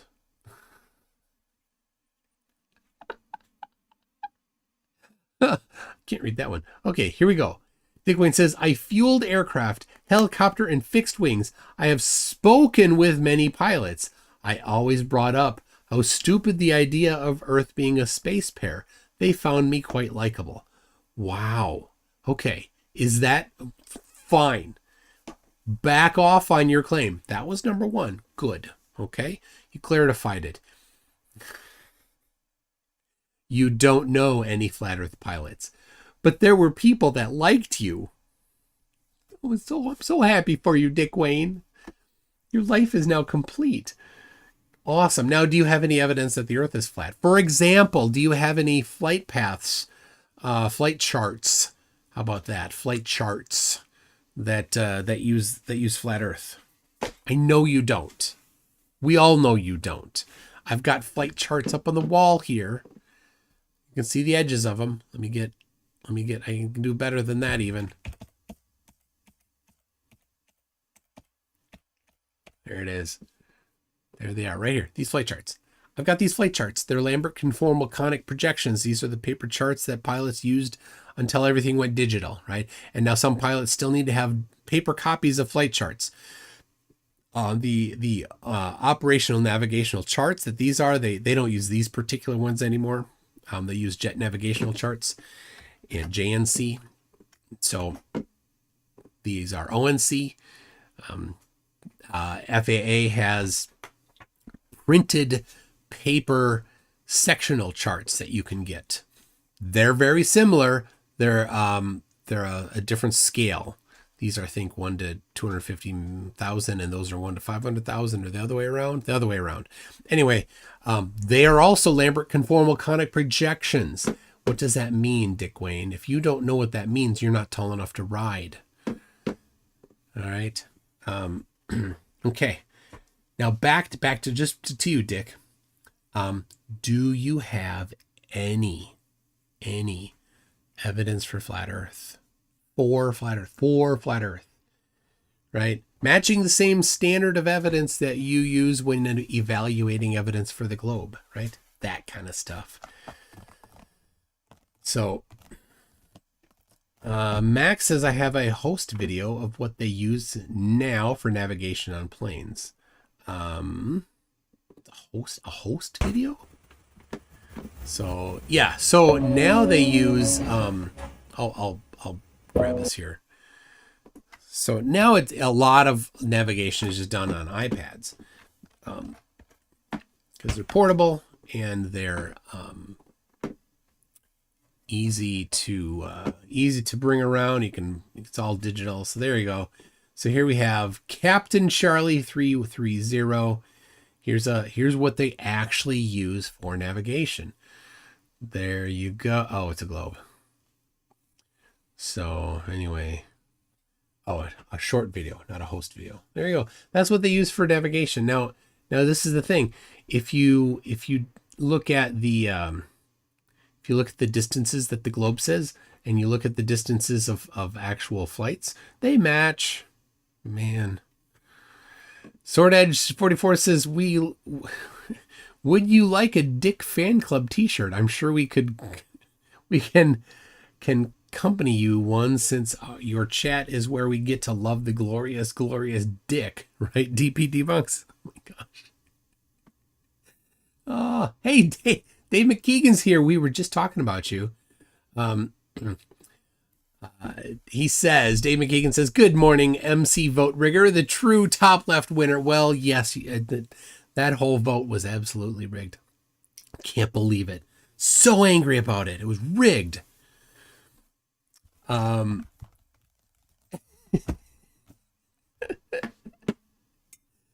right. Well, let's get back. I don't know if you saw it. You didn't see it because it was off screen, but once again, my browser died.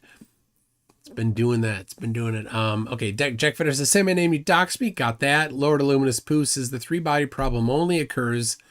Wait, I used that once. Turns page in joke book. You know who wants to see all the pixels? My mom. Wait, no. Brenda creates says sun's true angular size equals 0.4999. Well, it varies throughout the year. I have it in my notes. Angular size of the sun and moon. Come on. It's not sorting. Oh, come on. There we go. Oh, it's in DMS. Angular size of the sun, 31 arc minutes, 31 arc seconds, to 32 arc minutes, 33 arc seconds. So it varies by about 1 arc minute throughout the year, approximately. So there it is. So a little bit, tiny bit wider than 1/2 of a degree. We got Lord Illuminous Who says, Toon, didn't you realize that you were drugged in Puerto Aires? Flown off to a secret off-site base where they proceeded to fake the sun. I didn't know that. It was just like Mr. T. Ain't no fool gonna get me on a plane. They put sleeping stuff in his milk. Mr. E-Man gifted 5 memberships. Thank you very much for that. I appreciate that. And if you were the happy recipient, make sure to thank him as well. Crazer says, I think Dick Wayne just asked you an almost important question. It's easy to miss because he doesn't have a whole lot of important questions. But where is it? Oh, there. What map do you use when you navigate Earth? How do you verify the physical distance? Well, I use Google Maps an awful lot. And when I've done long distance, some of the long distance flights I've been on, I have done the math beforehand. But even more important, I've done the math myself for the flight that my good friend Critical Think took when he flew from Sydney to Santiago, and then he flew the other way back. I've personally applied the I've done the work on my calculator, even on this, done it on here.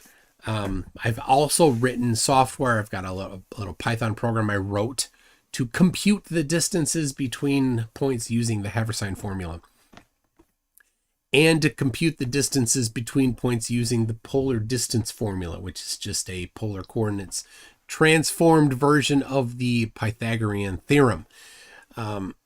So I've done that work to compute the distance between them based on the radius of the globe and the latitude, longitude of the beginning and ending. So, and yes, when I know that the code behind Google Maps uses the Haversine formula, which requires the radius of the Earth. It's a trigonometric function based on a sphere. So Dick Wayne, I don't know. I mean, seriously, I've done celestial navigation. I've correctly identified locations of people, of myself, using celestial navigation. I did it for measurements I took myself, using the radius of the Earth, using the measured radius of the Earth that matches the radius of the Earth that I measured multiple times myself. I measured it in Punta Arenas. I measured it in Antarctica. I measured it in Minneapolis. I measured it in Tahoe. I've measured it multiple times. Each of the solstices equal each of the equinoxes at the same place in Minneapolis here. So Dick Wayne, have you done that? What have you done? You're asking me what I've done. What have you done, Dick Wayne? What actual measurements? Measurements have numbers. Measurements have units, and good measurements have a margin of error analysis. So, Dick Wayne, I've done the math. Cool. What does that prove? Is that like I'm here to do the science? Yes. What you do is you're so dumb. You're just so dumb. Flat earthers have idioted themselves up so much. You've intentionally dumbed yourselves down even more. None of you took physics. None of you. None of you understand math.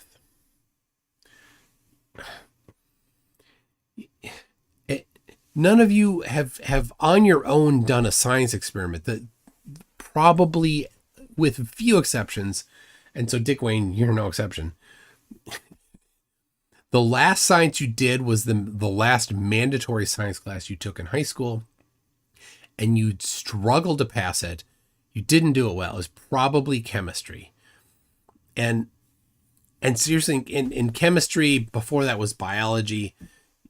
In biology, you generally don't do much experiments at all. In chemistry, you do some, but really, like it's more of like a demonstration, right? And that's typically high school chemistry. It's more of like a demonstration. Like, okay, here, take this, put it together. See what happens. Is it green? Yeah, we said it was going to be green. Yeah, why is it green? Okay, we'll explain why it's green, right?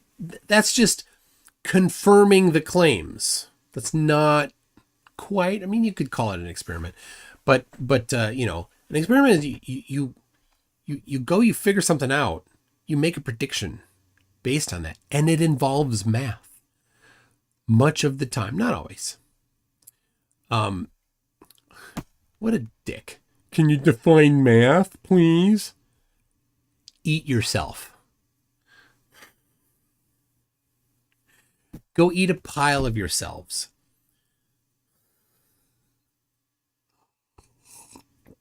Seriously, what adult in a conversation about science is like, can you define math?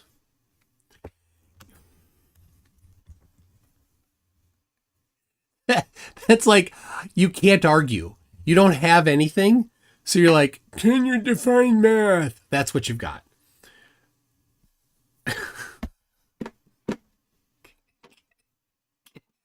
Did you think that was actually a thing? Did you think that that's really...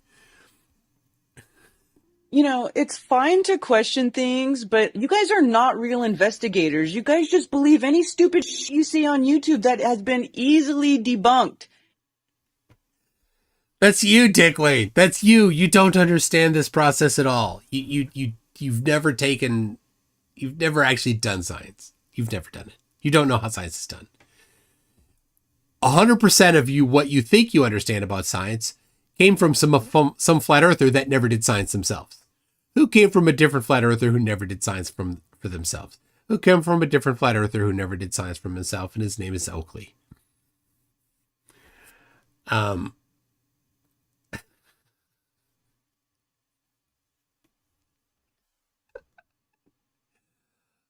my gosh. I don't even know where it was. Okay, you've not done science. You don't know how to do science. Here, look. You're going to compute the consequences. You're going to have a hypothesis. You're going to compute the consequences of the hypothesis. Compute generally is going to include math of some sort. Even in nominal sense, it's going to include math of some sort. Even in chemistry, it's going to include math of some sort, right? You have two solutions. How much of each solution? Well, as soon as you say a number, you've done some math, okay? But physics is a little more clean cut on some of these things. I'm going to drop something. It's at 2 meters high. How long is it going to take to go to the ground? Well, hypothesis is that gravity will accelerate it downward at 9.8 meters per second squared. Oh, okay. How long will it take before it hits the ground? Well, let's make a prediction. According to the hypothesis of 9.8 meters per second squared and the 2 meters elevation before it hits the ground, and we're going to we're because it's not going fast enough, we're going to examine, well, is it likely to have a significant amount of effect due to friction? No, it's not going to be going fast enough, so we're not going to have a significant upward force due to friction. What about buoyancy? Again, it's a heavy object, so the buoyant force is going to be significantly smaller than the downward force. Okay, so are there other things? Is it super windy? No, we're doing it inside, so we don't have a lot of wind. There you go. So now you can make you can compute the consequences. It's going to fall for this amount of time. How are you going to measure that? Well, let's go get what everybody has in their pocket. One of these things, and we're going to set it to the slowest motion recording that this particular device can do. This 120 frames per second. I'm going to record it falling at 120 frames per second. I'm going to bring it up on the computer, and I'm going to count the number of frames that it took. And knowing that the frame rate being 120 frames per second on this camera, whatever your camera is might be different. We know that if it takes this many frames, that it took boop, boop, boop, boop, math, this many seconds to fall to the ground. Then you compare to your prediction. You say, well, we predicted, and I'm just off the top of my head. We predicted that it would take 0.3 seconds, and it took 0.289 seconds to fall. Well, guess what? You were pretty stinking close. Do it 10 more times. Okay, then take your average and get a standard deviation. You might find that it's a bit closer to 3 when you do that. Right? You got some a little over, you got some a little under. Okay? But, well, only 120 frames per second, and the whole thing took about, a quarter of a second, a little more. Let's do something a little better. Let's go to a higher building and do it again. Let's get a camera that's got a higher frame rate. Let's do it on an incline to see if we can have it take longer, and if we can time it more precisely because it's on an incline. Oh, there's a bit different math now. You see, that's how you do stuff, right? And flat earthers are like, just sit around and say, that's not math. What's the naturally observable phenomena? Never in the history of science has one scientist reviewed another scientist's work and said, that's not science because you didn't state the naturally observable phenomena. That's never happened. And if your response to that is, well, then they weren't doing science, you're going to need to actually show where your idea of science was actually used. Because we've done a lot of science. The fact that we've got cell phones and hard drives and that we can send data between cities at extremely high rates, and that we can breathe underwater, and that we can send people up into space, and yes, we've done that, and that we can figure out how ways to get more efficiency out of a vehicle. The list of things that science has done goes on and on and on. And if you can't identify one thing that's used your particular super narrow process, then obviously your super narrow process is not what people are using, yet it still works. So your process is worthless because whatever they're using is working. Look at what they're using. Oh my gosh. I asked for natural physical evidence. You gave me math. Again, Dick Wayne, no adult would ever think that that was a valid response. Never would an adult think that was a valid response. That's not it. I hypothesized that if the Earth was a globe, the sun would rise south of due east, and it would set south of due west. I hypothesized that if the Earth were flat, the sun would rise north of due east and set south of due west. North of due west, sorry. To the north for flat Earth, to the south for the globe. There's my hypotheses. 4 of them. 2 for flat, 2 for globe, 2 for sunrise, 2 for sunset. And then I went and tested them. That's real world right there. Real physical. I went there. I put my feet on the ground in Punta Arenas. And I took my camera and I set it up and I looked and I recorded it and I published it for people to see.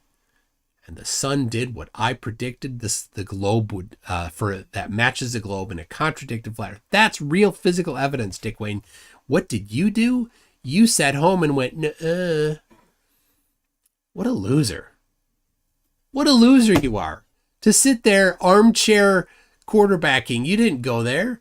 You didn't do nothing but be a contrarian. What a sad existence you have. What prediction can you make using the dirt pizza, Dick Wayne? How about that? Let's change gears here, Dick Wayne. What prediction can you make for flat Earth? Right? What is it? We're going to compare.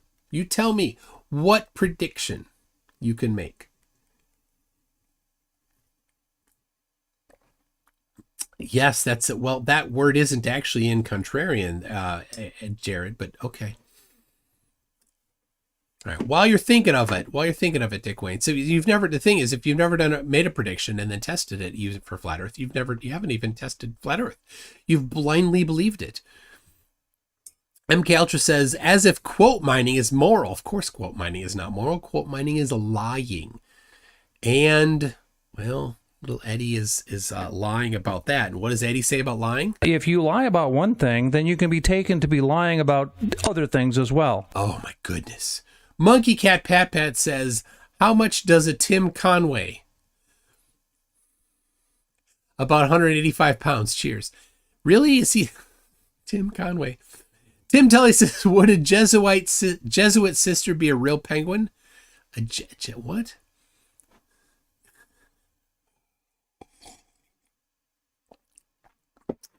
My goodness, Dick Wayne, being a non-adult, this is about determining the natural world.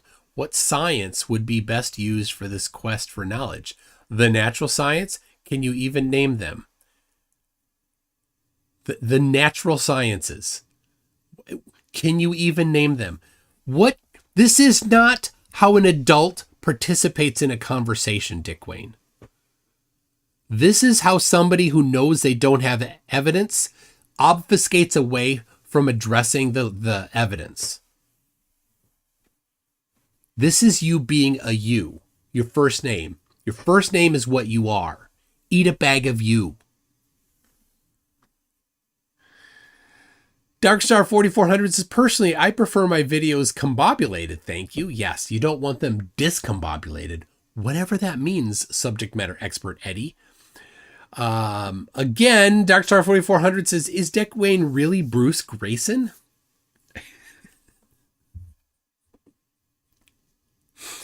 Could be.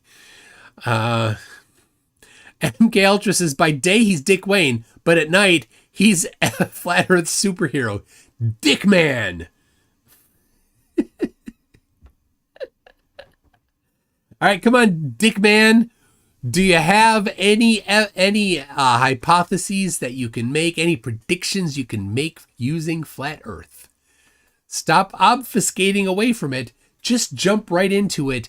Make a prediction using Flat Earth.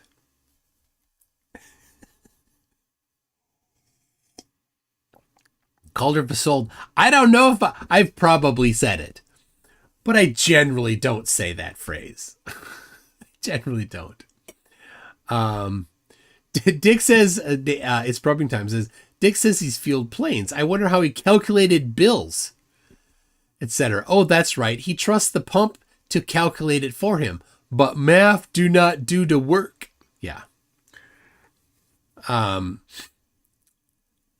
Big Fish says, does Dick Wayne know that natural sciences includes biology, chemistry, and physics? Whoa. Whew. You're getting a bit heady for him. Careful here. I mean, we could start with the first science. Everybody, what is the first science considered to be? Put that in the chat. While Dick Man thinks about what he could do using the dirt pizza, what kind of predictions he could make. Caucasian Sensation says, I'm driving through Albert Lee. What are you doing in Albert Lee? What are you, seriously, what are you doing in Albert Lee? Do you know, people? Do you know that Albert Lee is where somebody famous that you know owns a bowling alley? The name of the bowling alley is what?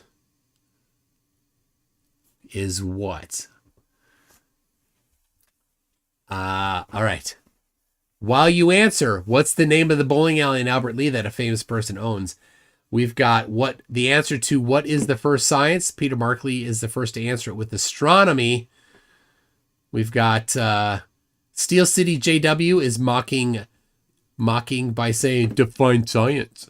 Yeah, that's not how you have a conversation with an adult. Jared says astrology. No. Astro Geek says astronomy. Correct. Ego CMC geometry. I see. I do not consider math to be a science. Right? Some people are like, well, it's a pure science. I don't think so. So I wouldn't say geometry is science. Some people say it is. Generally, Shady says geometry, not gastronomy. There you go, John Sandin. Okay. Darkstar 4400, yes. It is astronomy. Astronomy is considered to be the first science. And flat earthers are so stupid that they like to claim that it's not even a science. So what is the name of that bowling alley? It's not Edge of the Lane. It's not Flat Earth Bowling. It is, in fact, King Lanes. And what is the name of the person that owns it? Definitely owns it because he faked his own death. That's right. It is Elvis Presley himself owns King Lanes. You doubt me. You go to Albert Lee and you bowl 10 strikes and he'll come out and shake your hand. In fact, that is completely, absolutely not true at all. I mean, it's totally true. Absolutely, yeah, you got it. Billy J says, the dick jokes are labor intensive for mods. Can we build dick by the hour? Oh my gosh. Dick Wayne says, I multiplied the L's by the current price of fuel. I also checked the density of the different fuels. No gravity required. How did you check the density?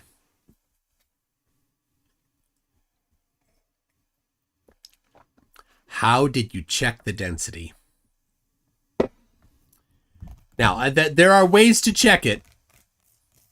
Well, no, that one would use gravity.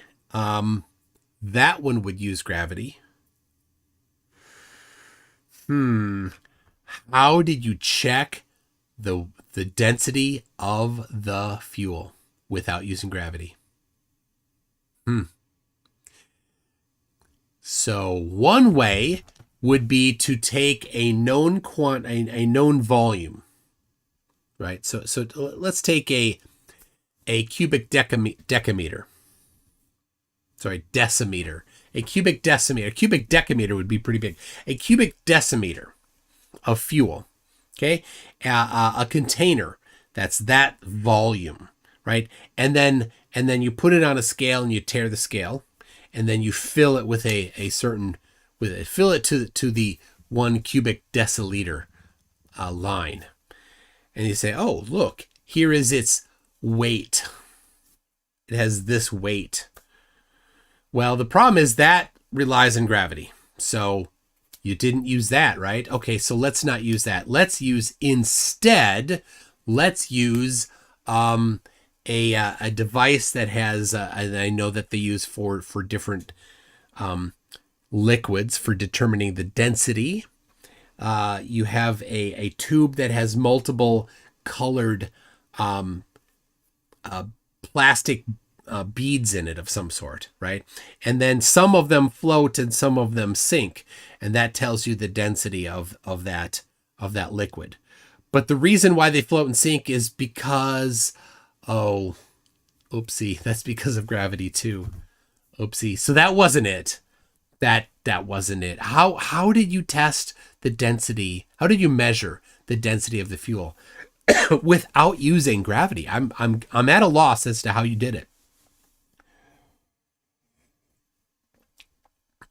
This will be good, people. We're gonna know this. Nomad Universe says, haha, good, pick up, pardon the pun, as a bowler. I can confirm, MC Toon Live, you need 12 strikes for perfect game, not 10. Jeez, what else are you lying about? Oh, you're right. So just so you know, when I bowl, I get golf scores, and when I golf, I get bowling scores.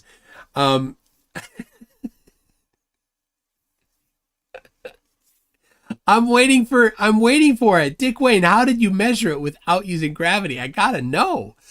We gotta know how you measure the density of the fuel without using it. Anyway, when you pumped the fuel and you used liters, right? You said the L's. I assume that means liters. So how was that measured? Did you create the measuring device yourself, or did you just trust that it was correct? Max says he huffs it to measure density.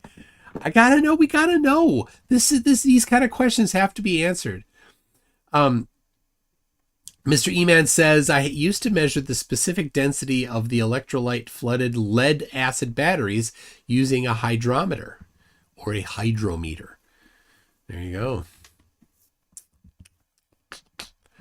All right. Well, while he's typing it up, we say, MK Ultra says, baculum it up, Dick.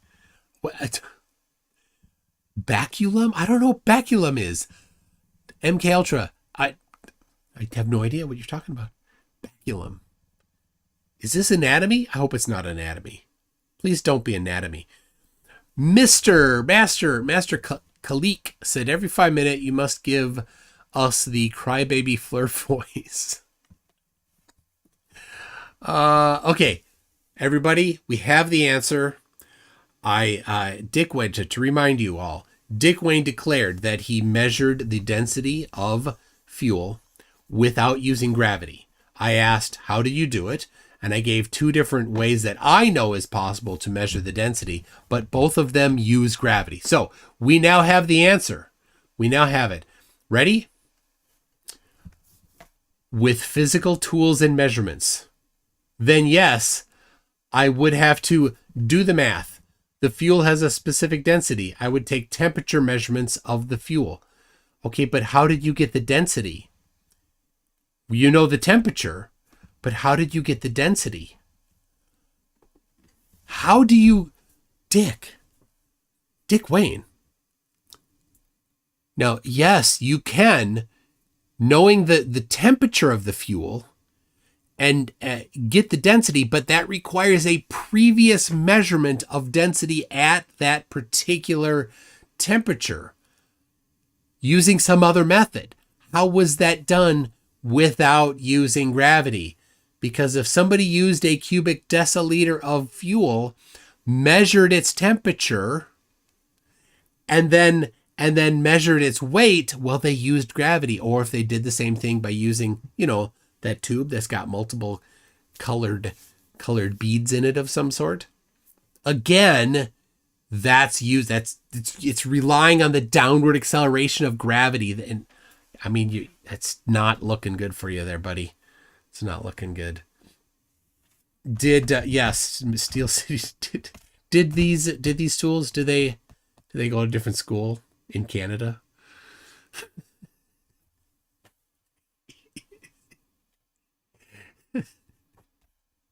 I mean, I don't know. I actually can't think of a way to measure the density of a fuel without somehow using gravity. I don't know how it's possible. Right? You can indirectly, right? You measure the temperature, but in order to get the first one, in the first instance, how did you get that? Because somebody else previously measured it. Oh my gosh. I Need a Container says, give it up. You've clearly been bested. Dick is our leader now. Dick used the nuh-uh-o-meter. He's been using one hand. Can you show us the number of times a flurf admitted they were wrong? I mean, this isn't going well for you, Dick Wayne. You didn't think one step ahead, did you? You didn't. Dick Wayne. Dick, listen. I mean, you've been here. I'm a science teacher. I teach physics right now. We're going through physics right now. You could get the book yourself, OpenStax Physics, high school physics. You never took the class. I know you never took the class. You could go. You could get the book. You could. I should just do videos on it, shouldn't I? I should just do videos going through that book. Who would watch them all? No doubt Dick would have to watch every one of them. Then he'd be, oh my goodness, I now know physics like high school.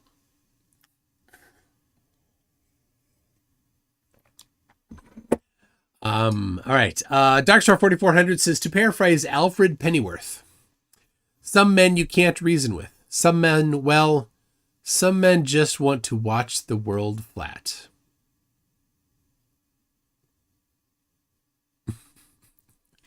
Okay. Derek the Dellard says, all flurfs have is nuh-uh. It's pathetic. And that's right. That's it. I mean, Dick, rather than put forward some evidence, Dick Wayne is like, which science are you talking about? Can you define math? Seriously, that's not how adults have conversations. And here we are, one more time, Dick Wayne. Oh, hold on. I'll back it up.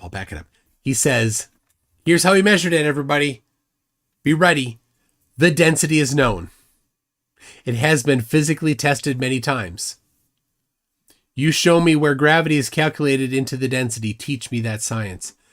I already covered it. Oh my gosh. Okay. All right. Here we go. Take a volume. A known volume.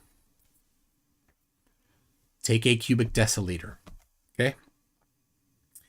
Take a cubic deciliter of fuel. Okay. Now you'll need a container for that. Fuel needs a container, just like spectroscopy does, apparently. Okay. And then you take that and you put it on a scale. Okay. Now a scale measures its weight. Now, what's weight? Dick, what's weight? If you had taken a physics class, you could answer this question. Since you haven't, you're going to be confused by it. Weight is a force.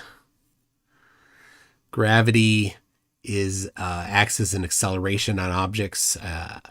Acceleration, force, mass have a relationship. Okay, it's the second law of motion. Ready? Force equals mass times acceleration. Now you will notice I used equal and I used times. That's math. This is it's algebra 1, right? It's simplistic numbers that are represented by letters. It's a variable. There can be different things in there behind each letter, right? It's just a placeholder. And it represents something in reality that has been confirmed through many, many tests. So the second law of motion has been known of for centuries and has been confirmed endless times. Force equals mass times acceleration. So weight is a force. It's on F, the F side, the force side of the equation. Force equals mass times acceleration. Okay, we got mass, the mass of the fuel. Acceleration, the A part of it, that's the downward acceleration, which is a result of gravity. Okay, that is 9.8 meters per second squared. Then we've got the amount of this fuel, the mass of the fuel. Now, there's a relationship between the mass of the fuel and how much you have. Say you have a cubic deciliter of fuel. That cubic deciliter has a certain mass to it. Okay. Now, density is a relationship between mass and volume. Volume being cubic deciliter, mass being whatever it is. I don't know what it is for fuel offhand. I can't even guess. Okay. So there you go. So I've described these relationships, but you see how in order to measure the density, you can't get away from having a way needing to use the acceleration due to gravity somehow, somewhere. Now, I suppose you could do it in free fall and then set up a centrifuge and then use the centrifugal force to do it, right? So you could potentially do it in the ISS or in something orbiting the Earth, where you're in equilibrium between centrifugal and centripetal accelerations, and so you have a net zero or nearly zero. Or you could do it in like the vomit comet, for example, where you get 30 seconds, and then you could set up some other way where you've negated the downward acceleration. You could do it on a torsion balance. In fact, you could do it that way. That's another way to do it. Of course, that uses gravity. Never mind. There you go. The temperature changes the density of the fuel. Good job, Dick Wayne. You're right. The temperature changes the density. It was real simple. This is the density of 15C. The temperature when it arrives is XC. Yes, but how did they initially determine the density at 15C, Dick? How did they do that? Here's how they did it. They took a volume of fuel. They measured its weight. They measured its volume. They measured its temperature. You needed gravity to measure its weight. The initial relationship used gravity. So when you're doing that, while you didn't directly use gravity, you indirectly used gravity because it was necessary to figure out the density at 15C. You don't get this? I feel sorry for you if you don't get this. Oh my gosh. This guy has to be a troll. Yeah. I mean, seriously, does he think he's like winning this argument here? Does he think he's like scoring points somehow in the chat? Do you think that he's like patting himself on the back like, you do good? That's a good boy. Did anyone watch Planet Peterson with the dumbest flat earther? Do you mean Matthew Hakeem? Oh yeah. Goodness. I watched all of just a few seconds of it. I watched the part where he's like, well, the horizons, There's a crisp horizon. How does it work on flat Earth? And his answer was, well, it works because on flat Earth, the Earth is flat, and because on flat Earth, the horizons are crisp. That's circular. He doesn't get it. Anyway. DP debunks he has MC Toon on the ropes. Finish him, Dick Wayne. I love you, says Swords Edge. Oh gosh. I think he got confused and discombobulated by all the positive support and attention. Okay. Oh yes, of course. Matthew thinks he won. Flatties always take a victory lap after they lose. It's amazing.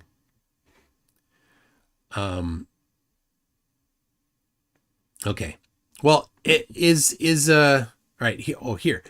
Tomorrow was maybe going to be a debate against a flat earther on Modern Day Debate.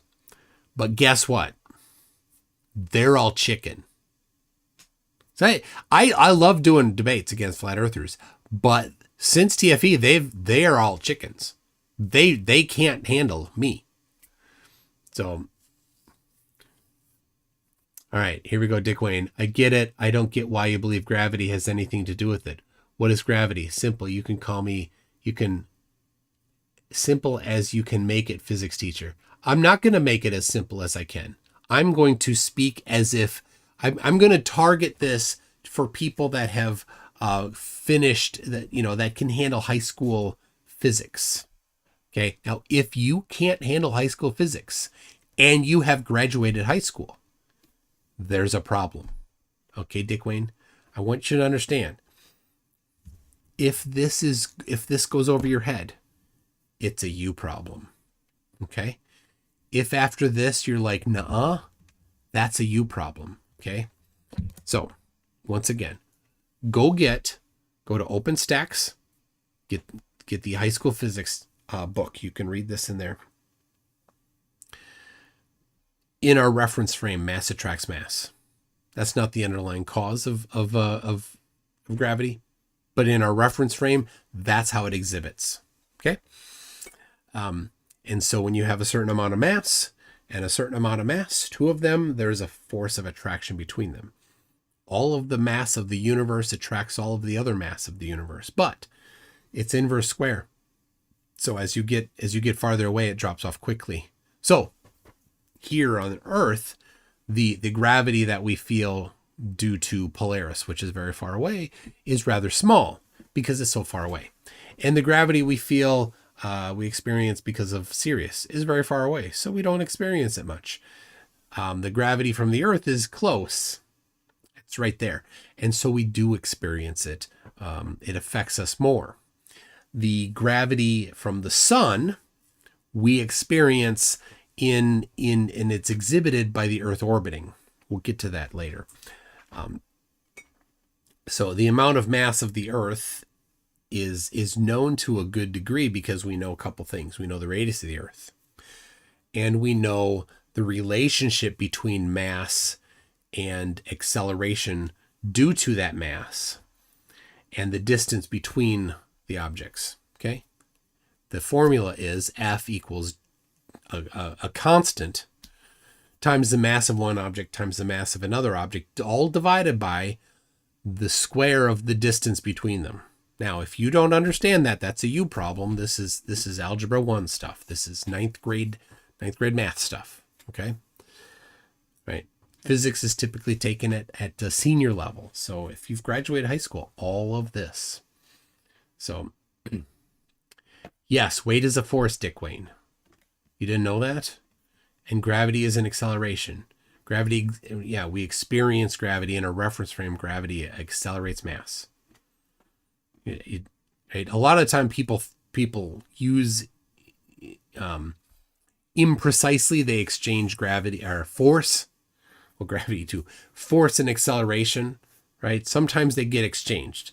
So when people are here's being a you, right? Your first name. Being a you would be, well, they said force and acceleration. No. Allow people to be imprecise in their language, right? And if you're questioning whether or not they mean one when they said the other, then ask for clarification. Don't be a you and try to catch them on a semantic thing. Okay. But yes, in our reference frame, gravity exhibits as an acceleration down. So that's how it's understood. Now, how do we know that to be the case? Well, that's been empirically verified many times. One easy to understand way that's been replicated thousands of times is with the torsion balance. Okay. Now you need to control for confounding variables. So when we're here on the Earth, we've got a downward acceleration. So how do we control for that downward acceleration? We create a torsion bar, and on the torsion bar, you take the bar like this, right? And you suspend it from above with a string, and you have it in balance. Okay. And you put a mass here and a mass here. Right now, what you've done is you've got them in balance with each other. It's not tipping like that. It's not right there. It's in balance. You've now controlled for the downward acceleration.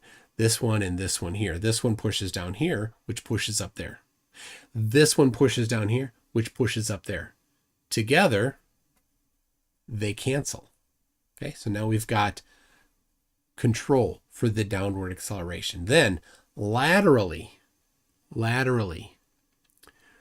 we add right here a mass, and over here a mass, and then we see if this has a reaction, right? And if we've got a mass here and over time it twists because it's held up by a wire, and this wire resists twisting, right? So if over time it settles so that it's closer over here, then we know that a force, a twisting force has been applied to it, and that's because there's a mass here that has pulled it. This has been confirmed.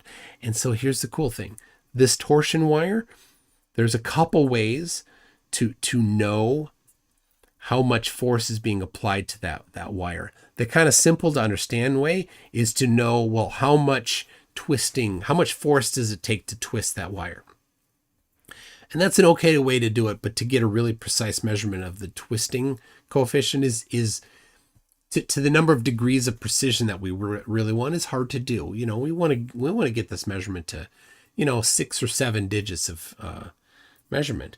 So you need to have all of the other things to that kind of precision as well. But there's other ones where you can actually look where it's wobbling back and forth, and the amount of time for this wobble can tell us the amount of force that's being applied there. It's pretty cool. I'm not going to go over it. The math is over your head. And I don't honestly remember it offhand. But if you're curious, Blue Marble Science went over it. You can go look at his videos. So anyway, that's how we know. Because just at the very base level, you put a mass here, it twists. That's how we know for certain that mass attracts mass in our reference frame. What do you have? Well, it could be electrostatics. Well, very good idea. Can we control for that? Of course we can. We have everything at the same electrical potential by having them connected to a common ground. Like, oh, but it's not perfect. You're right. There's nothing perfect in meat space. But if they're connected to a common ground, then they're at the same electrical potential. And if they're at the same electrical potential, what do like charges do? They repel each other. So if there is any significant electrical potential still, they would repel each other, not attract each other. The fact that they attract each other tells us that it's not the electrical potential that's causing the attraction. Could it be magnetism? Well, it could be, but what you can do is you can demagnetize it, number one. Number two, you use something that's not ferromagnetic. Use something that's paramagnetic, like lead. Lead is repelled by magnetic fields, lightly repelled. So if you put this thing here made of lead next to this thing here, which is made of lead, well, first of all, they don't hold a very good charge, magnetic field, but you can demagnetize them. And if either of them does have a magnetic field, it would repel. Again, they don't, they attract. Now, you can go see on BM Furball. He built his own torsion bar like this. And after he did all of the mass testing experiments, he got some powerful magnets. And there was a mass on this. Was super cool. I loved it when he did this. He put this was lead on the end on both sides here, and he had a lead. He had steel. He had steel on this one here, and they still attracted. And then he swapped the steel for a magnet, and it moved it away. This is pretty cool because lead is diamagnetic. Did I say para? It's diamagnetic and it's repelled. Did somebody correct me? I bet somebody did. So, okay. Could it be other things? Well, it could. So if you're curious, go to my website, mc2net/G, for somewhere around 15 measurements of the attraction due, the strength of the attraction due to gravity. Including one of them, look at it, just search for BIPM. BIPM. That particular one spends a lot of time addressing all of the different confounding variables and how they addressed every one of them. Absolutely a pretty cool and well-controlled measurement there. Ace SW says, it's good to see that TFE has the shove many ex-flat earthers need to get away from the liars and derpers. So Dick Wayne says, you believe this crap? No, it's not a belief. This is evidence. So now this is not how adults respond to evidence. You believe this crap? That's not how adults who are actually curious and want to learn respond. People that are curious and want to be informed and seek truth would look at these things and say, well, let me have a look at them, right? Let me read up on them. Let me examine what has been done. Let me look over the annals of science and see what people have done on this topic. Dick Wayne says, you actually believe this crap? That's his response. That's how low and desperate Flat Earth is. So Dick Wayne, here's your challenge. What's causing that? Something is causing that torsion bar to twist when the test mass is introduced. What is it? They've, like I've said, they've done it they've connected it to a common ground. They've used diamagnetic materials. They've demagnetized the materials. They've done it in vacuum. They've done it on a carousel and rotated the carousel in case there are other things in the vicinity that are an inconsistent gravitational field. So when you do this on a rotating carousel, you get measurements in all angles and it evens out. So if you've got something that's got a large mass over here that's pulling this direction, then when you rotate it 180 degrees, you're on the other side and it's pulling this direction, and whatever was happening this way is now reversed in this direction. So they average out. It's a fantastic way to do it, is rotating it like that. They've done it for multiple days at a time so that if there's any effect due to the moon does have a gravitational pull and it very slightly changes it. And when you're looking for 6 or 7 sig fig in your measurements, then those are the kinds of variations that you can get.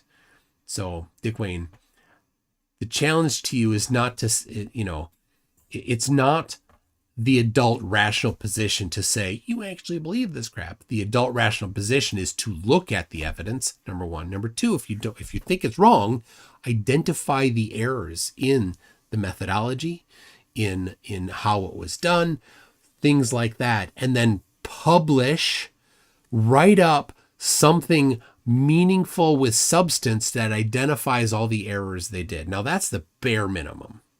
But if you really want to do it, if you're actually a serious person, then you would go try to replicate this yourself and say, well, they did it wrong here.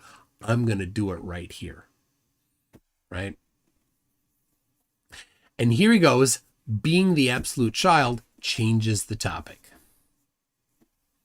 Changes the topic. So Dick Wayne, done. Watch this right here. Watch it. This is, okay. Let's see. Put user in timeout. 24 hours. So Dick Wayne, you are a first name of yourself. Go eat a bag of yourself. Seriously. You're being a child. Bye. Go away. Go away. All right. That's not how adults act. That's not how people that want to learn the truth act. Right? That's how trolls that have no value in life act. So, anyway, people, there it is.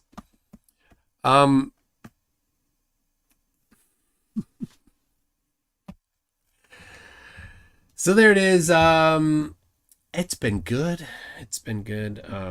I was hoping that there'd be a debate tomorrow night with a Flatty on Modern Day Debate. It's not in the cards. I could, if somebody, it doesn't have to be a maybe there is a Flatty that has the cojones.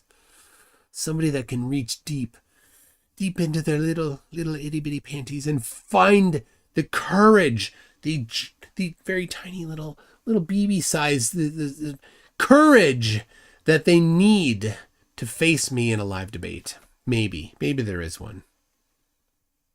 Maybe. Not holding out hope.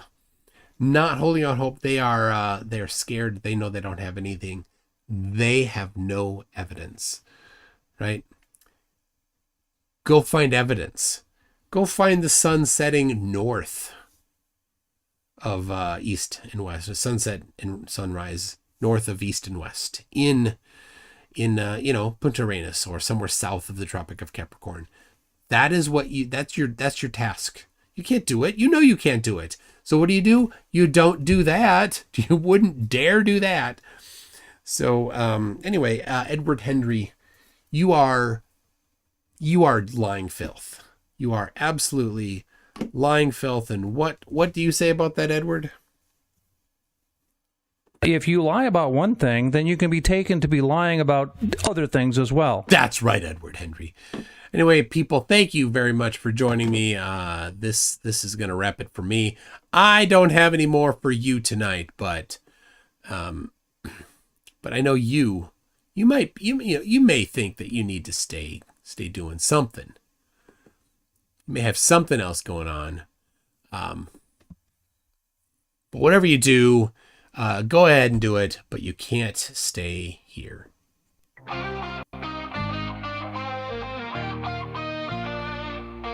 Use wits, it gets it, step into the mic, bro. Talking flat earth, get ready for the hype, bro. Aced algebra in school, honors too, bro. Gravity's a lie, yeah, I'm in the zone, bro. Electrostatics, that's the real deal, bro. They say the earth's a globe, but that ain't right, bro. I'm the best flat earth debater, bro. Humbly, opposition ain't on my level, so, but let's not get too technical, bro.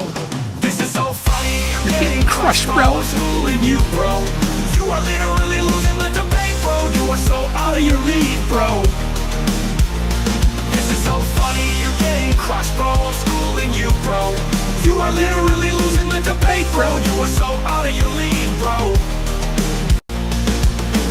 Our model, though not defined in full, bro, is superior. Your model's falsified, bro. Van de Graaff generator, electrostatics a maze, bro. May objects change weight, just a phase, bro. 100 volts per meter electric field, you know, bro. Flipped it with 400,000 volts, whoa. Small bits loaded, defying gravity like totally, bro. Next I'll rub a cat to a bring the show, bro. This is so funny, you're getting crushed, bro. I'm schooling you, bro. You are literally losing the debate, bro. You are so out of your league, bro. This is so funny, you're getting crushed, bro. I'm schooling you, bro. You are literally losing the debate, bro. You are so out of your league, bro. MC Tune and Globers, you can't deny, bro. Wits it gets, it's here to testify, bro. Most times I don't remember you exist, yo. I'm the flat earth king, you better believe it's so. Moon phases are like a magnetic cycle, bro. Center of a ferrocell, image magnets glow, bro. Charge up and down, etherically displaced, yo. Kinematic equivalence explains it all somehow, bro. It might sound tough, but let's skip details, yo. You might believe I have an amplitude for math, ho. It's all just a lot of salad in my words, yo. This is so funny, you're getting crushed, bro. I'm schooling you, bro. You are literally losing the debate, bro. You are so out of your league, bro. This is so funny, you're getting crushed, bro. I'm schooling you, bro. You are literally losing the debate, bro. You are so out of your league, bro. And what happened? deepened as they brought in Einstein to totally save the physics redefined, to flip physics all on its head, bro, to keep Earth moving around the sun, you know. And in the magnetic tourist field, I say the path of planets fits perfectly. It's so funny you're getting crushed, bro. I'm schooling you, bro. You are literally losing the debate, bro. You are so out of your league, bro. This is so funny you're getting crushed, bro. I'm schooling you, bro. You are literally losing the debate, bro. You are so out of your league, bro. If this debate was a rap battle, I would have totally won, bro.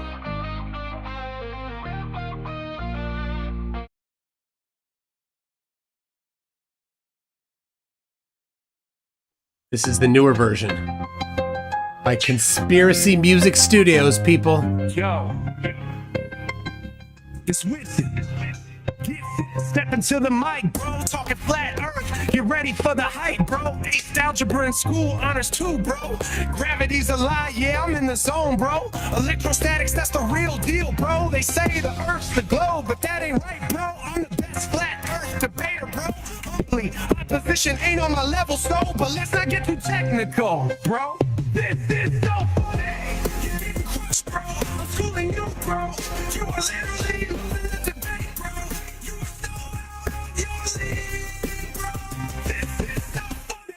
You're getting crushed, bro. I'm schooling you, bro. You are literally losing the debate, bro. You are so out of your league, bro. Our model, though, not defined in full, bro, is superior. Let Your Conspiracy model Music falsified, Studios bro. know Bandit which graph version you like. generator, electrostatics amaze, bro. Made objects change weight, just a phase, bro. 100 volts per meter electric field, you know, bro. Flipped it with 400,000 volts, whoa. Small things floated, defying gravity like totally, bro. Next I'll rub a cat to a brick to show. It's so funny. You're getting crushed, bro. I'm fooling you, bro. You are literally losing the debate, bro. You are so out of your league, bro. This is so funny. You're getting crushed, bro. I'm fooling you, bro. You are literally losing the debate, bro. You are so out of your league, bro.